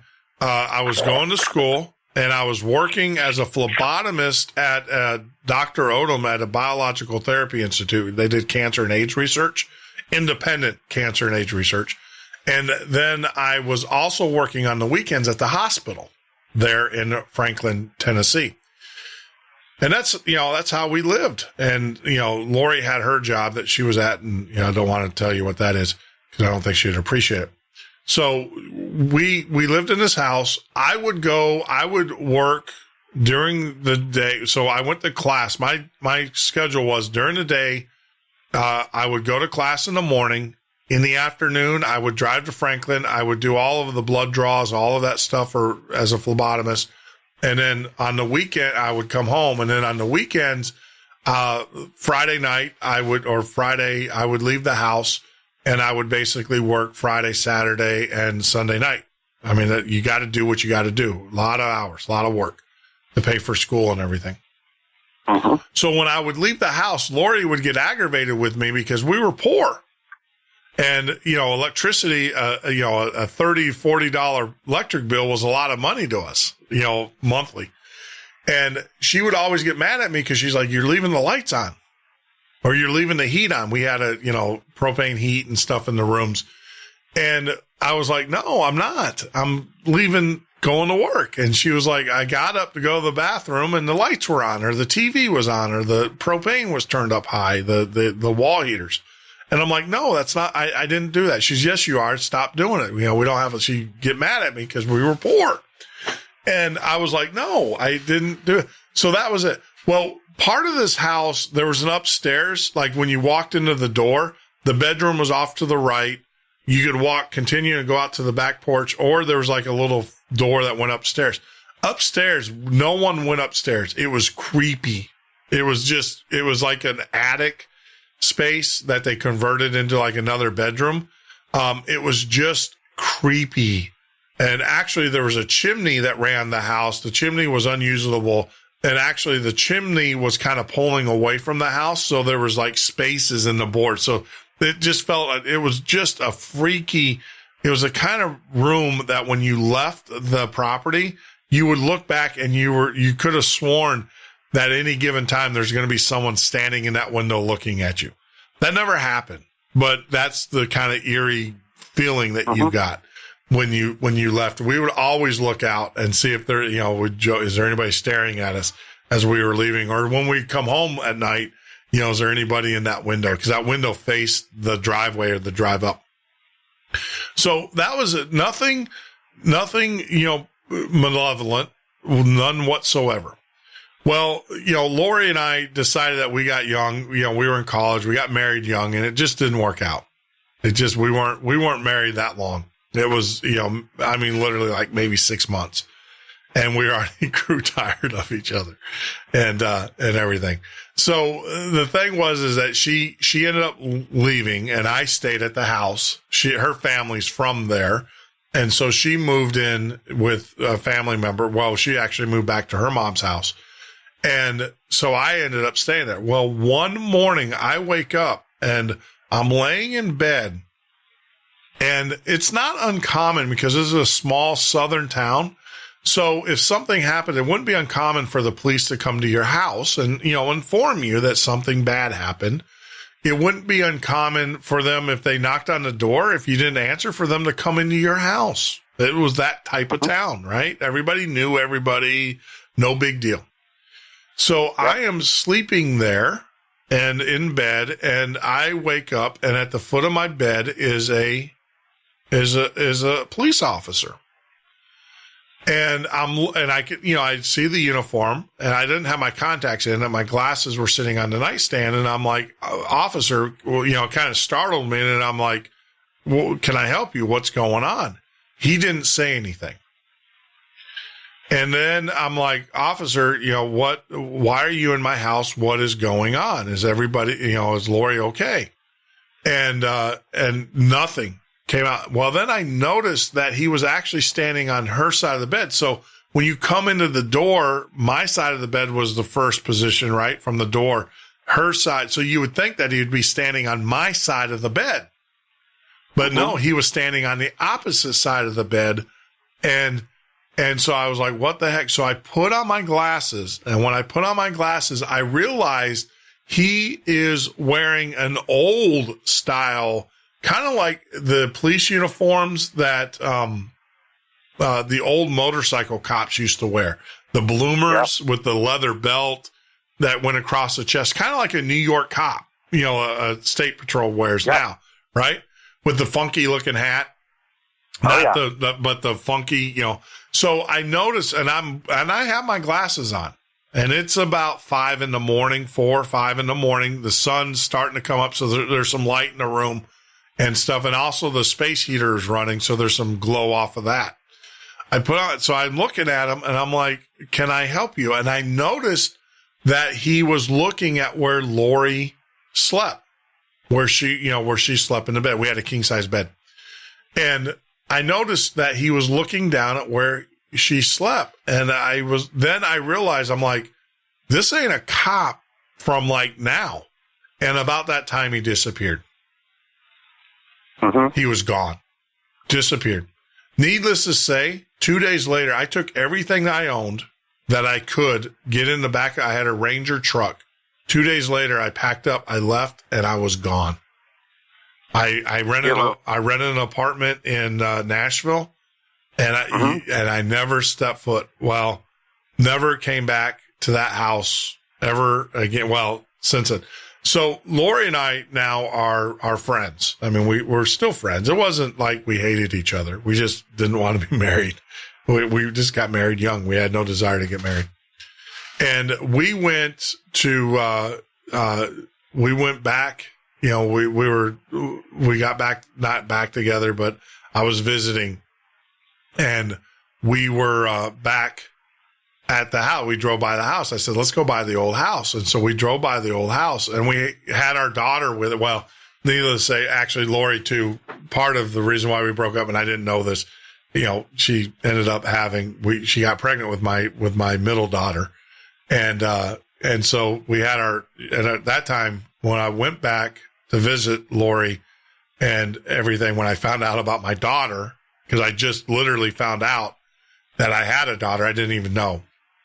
That's a messed up situation. But when I went back to go meet my daughter, I was, meeting Carly. We were then, I said, let's go by the old house. So we went by the old house, and I'm like, did you ever think this house was haunted? And she's like, oh, no. And Lori's the type of person, she's like, from there, she's like, let's go in it. I'm like, I'm not going in someone else's house. Someone else lives there. She goes, no, it's been empty forever. It's been empty. And so I'm like, no, I'm not going in it. But we drove by it. Well, then about a year later, I get a phone call from my daughter, Carly. And she goes, that house, Dad, that your first house that you and Mom grew up in? And I was like, yeah. She goes, well, someone rented it. And I'm like, well, did they know it's haunted? And she goes, Dad, the wife chopped the husband up in little pieces. It was the worst, crime that this little town ever had in this house. Yep. She goes, Dad, you don't understand. The wife, paid another guy, and they chopped the husband up. And, they said it was the most horrific murder that this town ever had was in this house.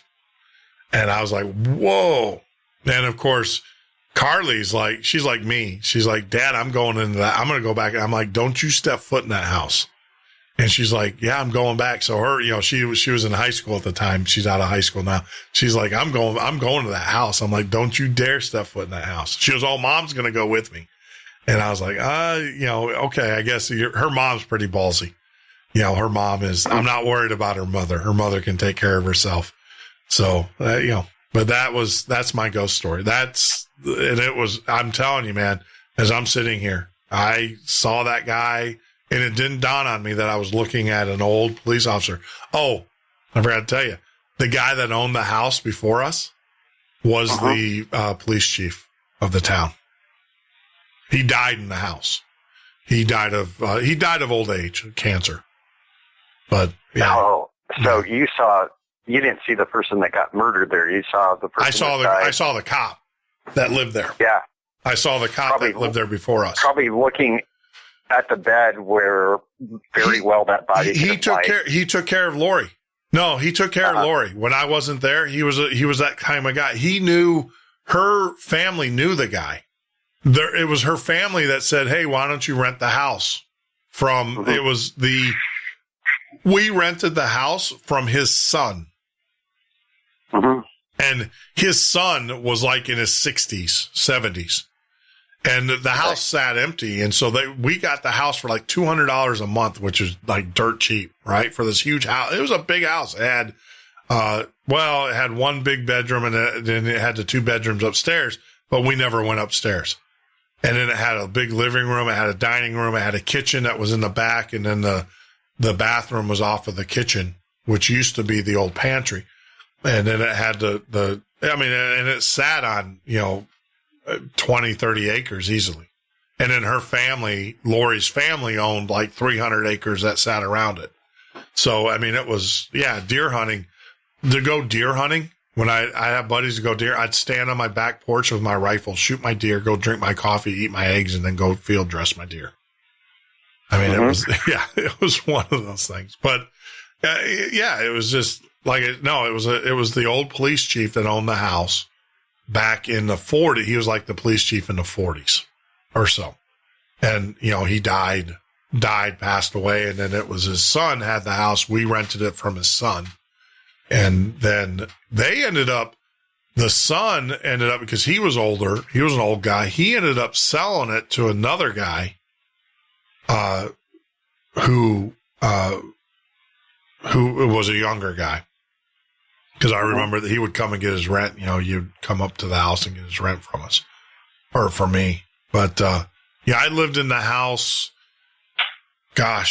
maybe a month after Lori moved out. And, I never felt comfortable, but, it was one of those things. I didn't know where to go. And, we still had the rent to pay, and I was still going, it was convenient for me at the time between school and work and stuff. And then, it was cheap, and, it didn't have any issues with it. And then, I had some friends, actually, when Lori moved out, I had some friends move in with me, and then they moved out, and that's when the hauntings started.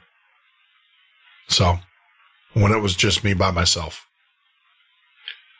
So, yep, that's my haunting story. So pretty crazy. So I think I could tell you my big one. Go ahead, shoot. My biggest one. Actually, there's 2 that come to mind. But yeah, this, and I tell you, if you're going to Ohio, you've gotta, with the kind of things you're interested in, you gotta spend some time doing some of the, earthworks and that sort of thing in southern Ohio. Yeah. And I tell you too, if you still are into hunting, record bucks down there. Yeah. I mean, I saw like an elk-sized buck there once. Yeah, I don't, believe it or not, I won't kill an animal anymore. I was telling totally Sandy, understand. I'm actually thinking about, I'm thinking about stop eating meat, because I believe that there is bad mojo when you eat processed food. If you eat food that you harvest yourself and you thank God for giving you and your family that food, that's different than when you buy processed food in which they torture the animal. They beat it. They do. I think you're absorbing all that negative energy from that. I agree. And I told Sandy the other day, I watched a video where they were abusing pigs, little piglets. They were smashing their heads with shovels and throwing up against the wall, all laughing. And I'm sorry. I think that is negative energy to me. And that when you eat that meat, you consume that meat, forget about all poisons and stuff that are in the food supply. But when you consume that, you're consuming that negative energy. And I told Sandy the other day, I said, I don't think I'm gonna stop eating meat. The only meat that I will eat is meat that I harvest, i.e. I buy a cow and we slaughter the cow humanely. And I know the cow was grass fed. And then, I have the opportunity to thank God for giving us this life and giving us this. That's the only way that I think I'm going to start eating meat. But I'm not a hunter. I don't believe in. Yeah. I used to love killing, and let's say it's the love, the lust, because you didn't do it. A lot of people go, "Oh, I do it for food." Really? All right. So how much is your deer tag? How much do you pay every year for your deer tag? How much do you pay for all of that equipment, the hours you spend out there? Then unless you process your own deer, how much do you pay for deer processing? By the time you're done, you're paying about $9 a pound. And everybody's like, well, it's venison. It's like, yeah, but you're paying $9 a pound for it. You can go to the store and buy it cheaper. But I know what I'm getting. Well, okay. I can see that argument. I can see that part. That is a valid argument to me. But other than that, it's just not cost effective. A really powerful movie for people to see is that I haven't ever talked to anyone that's never been moved by the movie is simply called Earthlings. Yeah. Yeah, that's a really powerful movie for people to just get awakened to what really happens. Yeah. But yeah, I've been heavily involved in the mound builder culture now for 25 years or more. Yeah. I mean, I was interested in it before then, but I got really heavily involved in it in the early 90s. Is this your second ghost story? Yeah, it's leading into that. All right. And one of the things I have been involved with and had an interest in, because I met some of the old timers. I met some, I got onto a private hill in southern Ohio called Spruce Hill that at that time was owned by someone in his mid to late 70s. It was really funny, and he was one of the people I talked to, and also through him, I also met some other people that were involved with, and also getting involved with a book called Lost America. I firmly believe that there were Nordic-style furnaces in southern Ohio, that the Vikings or Viking hybrid race had made it into southern Ohio, and that there was definitely, and I still firmly know this deep down, I just know this for a fact, from the old-timers, from, in particular, this landowner of Spruce Hill, that there were pre-Columbian iron and copper smelting furnaces in the southern Ohio Valley. Now, the reason I'm just going to say this as a slight tangent and a build-up. The reason why there are no iron artifacts, and I met a guy that actually, man, if I could get a hold of him, he'd make an interesting guest. He actually started making natural draft furnaces and was using thermocouples to actually see how hot he'd get it. And he figured out that they were only getting up to like 1,400 to 1,600 degrees Fahrenheit. You really needed to hit like 1,900 degrees Fahrenheit to get all the impurities out. So as soon as this stuff came up out of the ground, it would literally within a few months just dissolve into nothing. Now, and I really recommend you get that book, Lost America, at some point, Jeff. You should get a kick out of it, because they were actually, someone that the book was written in 51 or 52, and that's actually another guest I'd like to get on, is someone that at the time was in high school and worked with the guy that did that. Yeah. And these guys were getting testing done by like the Steel Memorial Institute, which was a government-started scientific research institute. And that's where they were getting the iron tested. Like, anyway, so there's this hill in southern Ohio that, called Fort Hill. It's in Highland County, Ohio. And, this is a hill that made two staunch non-believers in ghosts. One of them being my friend Jerry, who I mentioned earlier in the earlier ghost story, the, Iroquois Indian blooded friend of mine. this hill made two very staunch, lifelong non-believers in ghosts, believers in ghosts, just by what they felt on that hill. So I was with my friend Bill, who got me into ghost hunting. I was with another friend, Brian, at the time, who later went crazy. But Brian was always kind of a wild Irish type. But Bill was like one of those types that was like an old man, even when he was in high school, sort of thing. Yeah. And it was getting dark, and Bill was like, I'm going down to the car, like sneaky down to the car. And this is like a 350 foot tall hill, 57 acres. It's really interesting for a variety of reasons. There's all this interesting geology at the base of it. It's really interesting because 3 different ice ages came over that hill, and there's interesting plant life, including some of the earliest domesticated plants ever in the world on top of the hill. So it's very unique for all sorts of reasons, but there's all this. It's supposed to be a ceremonial Indian structure. Well, you can tell that it was built in a defensive fashion.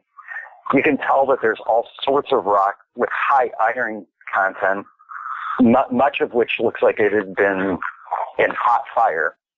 You know, you see rust stains and you see signs of fire even decades later. The period reports talked about mounds of charcoal, like watchfires on top of the hill and the surrounding couple hills, like 15 feet deep in charcoal, 20 feet deep, 15, maybe even 20 feet deep in charcoal. Like, how long do you have to have a watchfire going to have 15 foot deep of charcoal, you know? You know, and probably no ceremonial structure would ever have that. You know, ceremonial structures tend not to be used very often. And there's just too much work put into this and just too many things. Now, the other interesting thing, why there would be rocks with such high iron content, what they were apparently doing was, as you're going up this hill, you'll see even swamps on the side of the hill.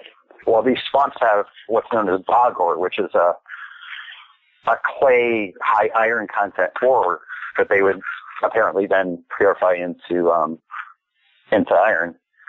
And so Brian and I are standing on this hill. It's getting dusk. And we're just there quietly standing, and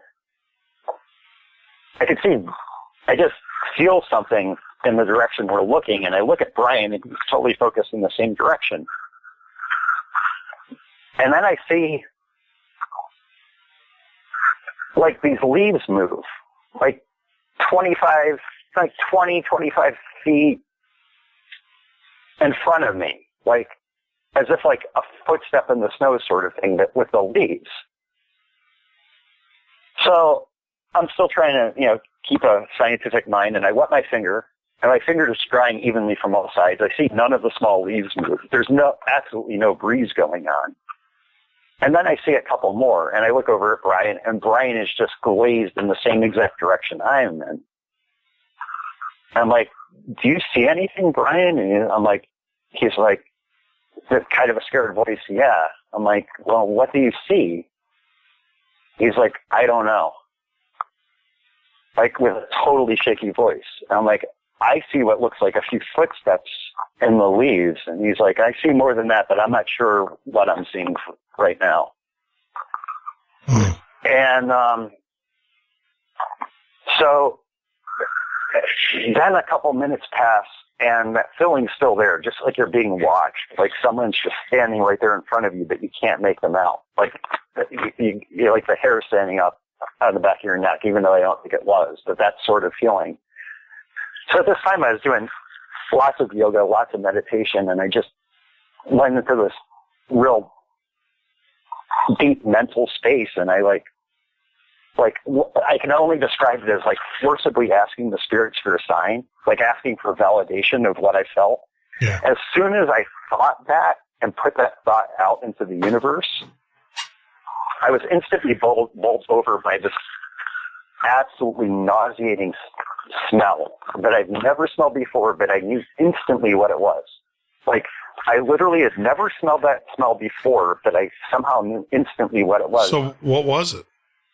I'll tell you in a second. Okay. I look over at Brian, and Brian is there even more motionless than before and is totally turned sheet white. And I say, Brian, did you smell that? And he's like, yeah. I'm like, what did you smell? And he's like, he chokes, like he's almost about to throw up too. And he's like, I don't want to talk about it. I'm like, I think we should get down off this hill. And he's like, me too. And we just ran to the bottom of the car. Well, I deliberately approached this. For the next few hours, I was like using my crisis intervention experience to kind of talk Brian down and keep him in a centered space. But I was also very deliberate in not telling Brian what I smelled and also to find out what he saw without giving him any clue as to what I smelled. And he described that smell. It took me 3, 4, I think it was over 4 hours, Jeff, before I got the smell out of him. What? It was burning flesh. And I'm like, yeah, that wasn't just burning flesh. It was burning dead flesh, wasn't it? He's like burning dead bodies. He's like, yeah. I'm like, no, that was exactly what you smelled, wasn't it? He's like, yeah. I'm like, because that's exactly what I smelled. And it turns out that there's 3 charnel houses, like 3 charnel houses at that base of that hill. Now, charnel house is where they would burn the dead, like ceremonially usually burn the dead. But if it was a ceremonial site, why would there be multiple charnel houses from the same time period all at the base of that hill? Like, I've had many people, psychic or not, feel like there was a big battle on top of that hill in Fort Hill, Ohio. And I also found out what Brian saw. When I was seeing the footprints in the leaves, Brian was seeing a figure taller than me, and I'm 6'2", 6'2.5", maybe close to 6'3" on a good day. But he saw a figure taller than me. It was like a shadowy outline. And I'm like, shadowy, like what? Like, he's like, well, it was kind of like the outline of a figure, but it was semi-solid, but it also looked like it was rough from other things. I'm like, well, what do you mean? Like he was covered in furs. So much like a Viking would wear in that part of the world in the colder months. And, not many Indians were, he described someone like 6.5 foot tall. Yeah. There are very few Indians that were of that height. Wow. Yeah. Wow. And, for those that don't know, if you ever smelled burning flesh, it is a smell that you never get rid of. I mean, it's a smell that always stays with you. And you do know what it smells like before. Like I said, when I worked in the hospital, that was the worst, man. Burn patients were just, and anybody in medicine will tell you, burn patients are the worst. It's like the worst trauma, the worst thing and that smell, when you smell it, you know exactly what it is. And this is specifically burning dead flesh.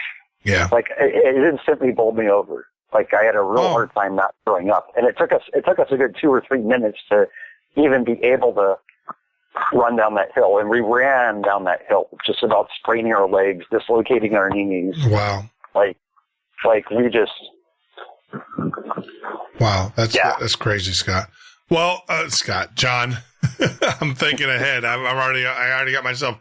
So tell the listeners what you got on tap for us tomorrow, my friend. You've secured this show for tomorrow. What do you have on tap for us? My good friend Scott Marden has 7 college degrees.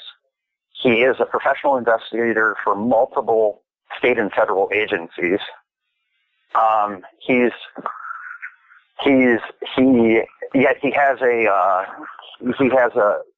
has a large distrust with the government, but he works with them and just has a natural way of people telling him things. But more to the point, Scott is Rh negative and started having interactions with UFOs. Starting, I think, in late 2014 or 2015, late 2014 or 2015. The first time he was living in upstate New York, like in the Adirondacks, and he had two local cop friends, small town, and he tends to like local law enforcement, any of the bigger guys. But he watched, and they saw the same thing, and his wife saw the same thing. He watched a spacecraft appear next to the moon and then open up what he could only later describe as a time-space rift.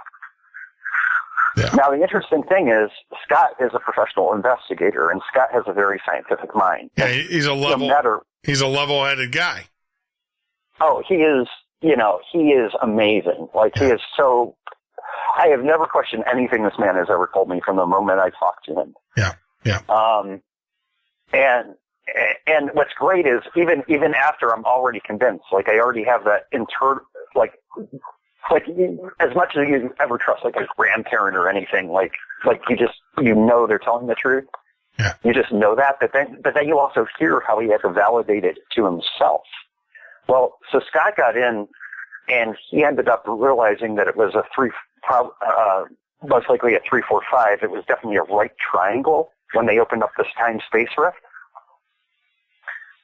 And he ended up getting professional scientific astrology software, doing the math, finding out where the end of this triangle would lie, finding out it was in this group of islands, I can't remember where, but this group of islands, and that there was freak wave activity on that very same night that had no correspondence to atmospheric or geologic activity. Yeah. Now, the interesting thing here is he found out that in the movie Point Break 2, the big waves that they filmed, he was able to determine what date that happened. He knew they were filmed on because he somehow had found out that they were filmed somewhere roughly in that month or whatever, and that they were filmed on those specific islands. And he later ran into some of the film crew, and he said, "I know what date we filmed those waves." And they're like, "How could you possibly know that? No one knows that." Yeah. And he explained it to them, and they were just flabbergasted. They were just completely speechless. Wow. So yeah, so he's gonna be on the show tomorrow. I can't wait. Yep. I can't wait to have him. Now, has he told this story like publicly ever before? No, he mentioned a couple of months ago they was thinking about doing that. So I think this is going to be his debut. This is going to be his debut. I think we're going to touch base during the day. I sent him your information. I just emailed it to him, and we're going to touch base on the phone. And I'll probably forward him your number. Yep. And like I said, I forwarded him his extensive multi-page UFO experience if you want some backstory. But with him, you don't need any backstory. You can literally talk unscripted for, he said, quote unquote, for at least a few hours anyway. Yeah. Well, we're going to have a great conversation. I can't wait for it. And I look forward to it because, one of the problems, how do I say this? One of the challenges that we always have doing these types of shows, especially even with the name brand guests, right? The guests that we bring in, is having a show in which you hear something new, and that's one of the issues that you always have. Like, someone got on the YouTube the other day and was talking about Nibiru. And it's like, it's all the same stuff. And I agree. It's all the same stuff over and over and over again. So I'm excited to have Scott on because this is new. This is like, no one's heard these stories, these testimonies before. Yeah. Yeah. But I mean, that's the small, except Facebook and a few friends, but in the mainstream. So I'm looking forward to it, my friend. Thank you, John. And to have that kind of background, I mean, that's just amazing. The fact that he's an investigator and people look up to him, and absolutely, I mean, cases are built around the stuff that he does, and so that's incredible. I can't wait. I'm thinking I'm going to either ask him or maybe go through his Facebook and try and forward you some of those pictures because he has some pretty interesting pictures too. Yeah, that would be great if we can get some pictures that we can show as we're talking and stuff. So, well, he said he regularly sees. And he's regularly been aboard the spacecraft. He talks to them. They explain the technology behind how they do a time-space rift. Wow. they've admitted to him, and he said, I haven't seen this yet, and I didn't mean to ask him. He's just been busy recently. We used to, sometimes we're in contact regularly, and sometimes it's a couple months in between, it seems. Yeah.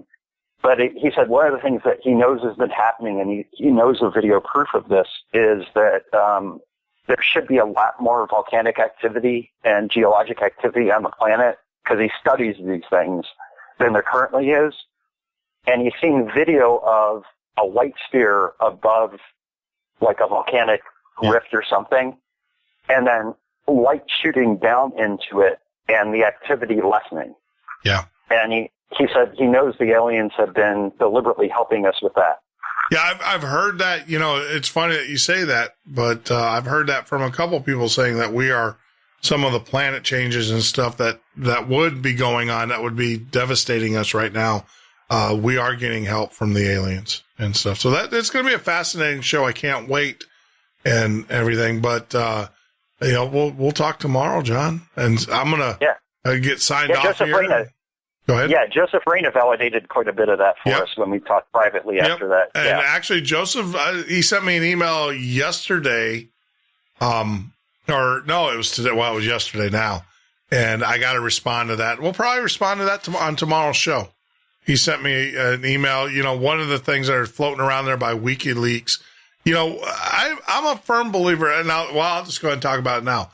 There's an email going around and everybody's like, see, it proves that Hillary Clinton believes in Nibiru and John Podesta thinks it's the end of the world. Look, what you're seeing is an email sent from an individual to John Podesta, to Hillary Clinton, to a couple senators. And, and I know a lot of people in the Nibiru world and Planet X world say, see, it looks, the government knew about this all along. It's like, it's an email sent to, so if I send an email saying, look, I saw a cockroach flying a UFO, doesn't mean cockroaches are flying UFOs. It could, but it doesn't mean, just because someone sends you an email doesn't make it so.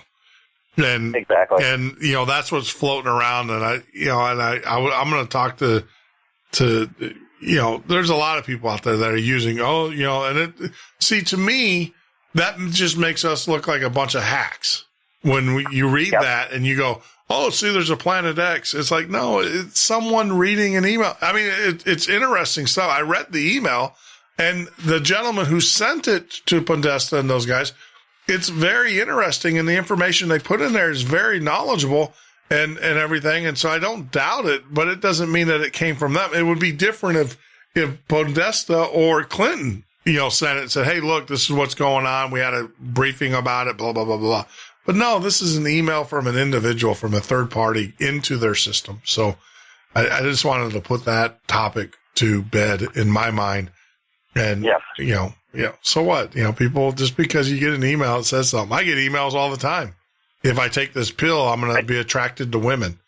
Or whatever, right? I'm like, or women are going to, I'm sorry, I am attracted to women. Right. That women are going to be attracted to me because I take this pill. Whatever.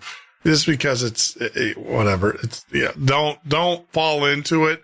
Don't become the bullet or the ammunition that the debunkers use to discredit what we do. And I tell you, I hope Joseph is listening to the show tomorrow night. Though I think he'll get a kick out of it. And I'm sure. And we always have a good show, even when when I think we have a bad show. I've been told it's actually a good show, so I'm good with it. So, hey, John, I agree with that. I got to roll. I got to lock this down. I'm trying to stay to the clock. I've been getting in trouble because I've been going over the clock, and I need to tighten that up. That was one thing that I was told. iHeartRadio, we're looking to get syndicate, on iHeart, and that would be huge for us. And the only way that we can do that, number one, we got to show them that we can run this like a radio show and adhere to the clock. Number one, and then number two, more importantly, we got to get more people to sign up for Spreaker and to follow our show on Spreaker. So if you guys are out there and you haven't done so yet, it would help us out tremendously if you sign up to Spreaker. That's spelled Spreaker, not speaker, but Spreaker. There's an R in front of the E. And if you sign up there and then you hit follow and you go follow the Midnight Ocean, we need to get up to 100 is what they're telling us. We got to show that, but they really like our show. iHeart loves our show. It's just that they have rules for submission. They won't even let us submit the show until we have 100 followers. So, oh, well, my friend, take care. Au revoir. I will talk to you tomorrow, right?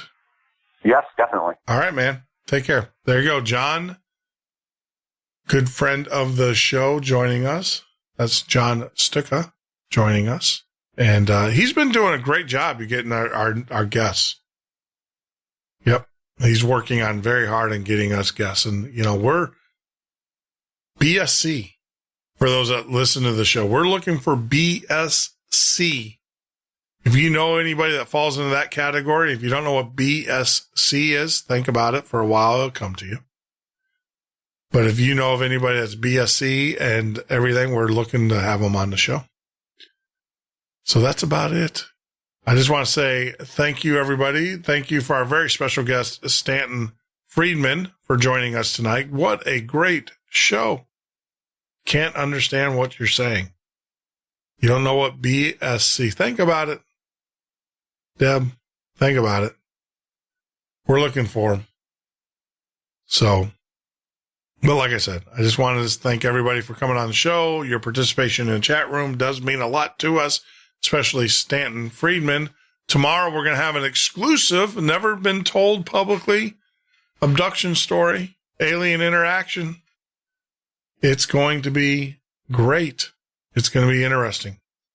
But like we always do, we have to say goodnight. Au revoir. And like always, I just tell you, you know, be good, be well, be safe, but more importantly, be love.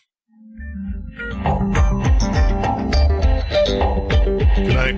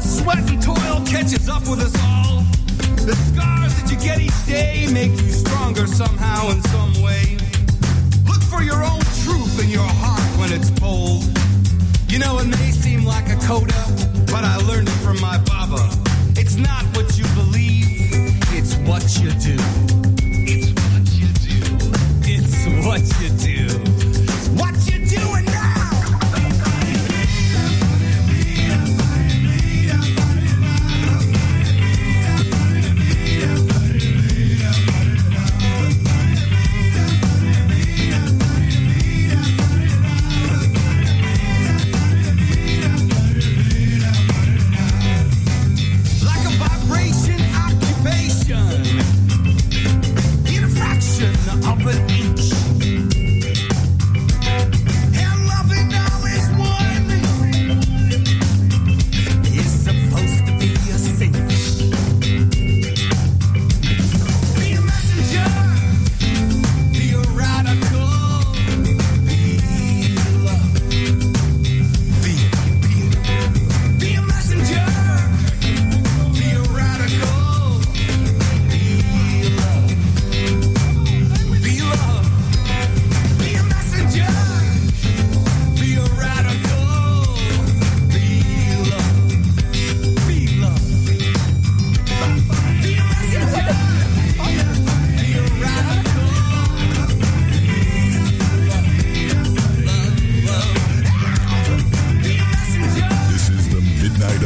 with Jeff Norton on the Paranormal State Radio Network.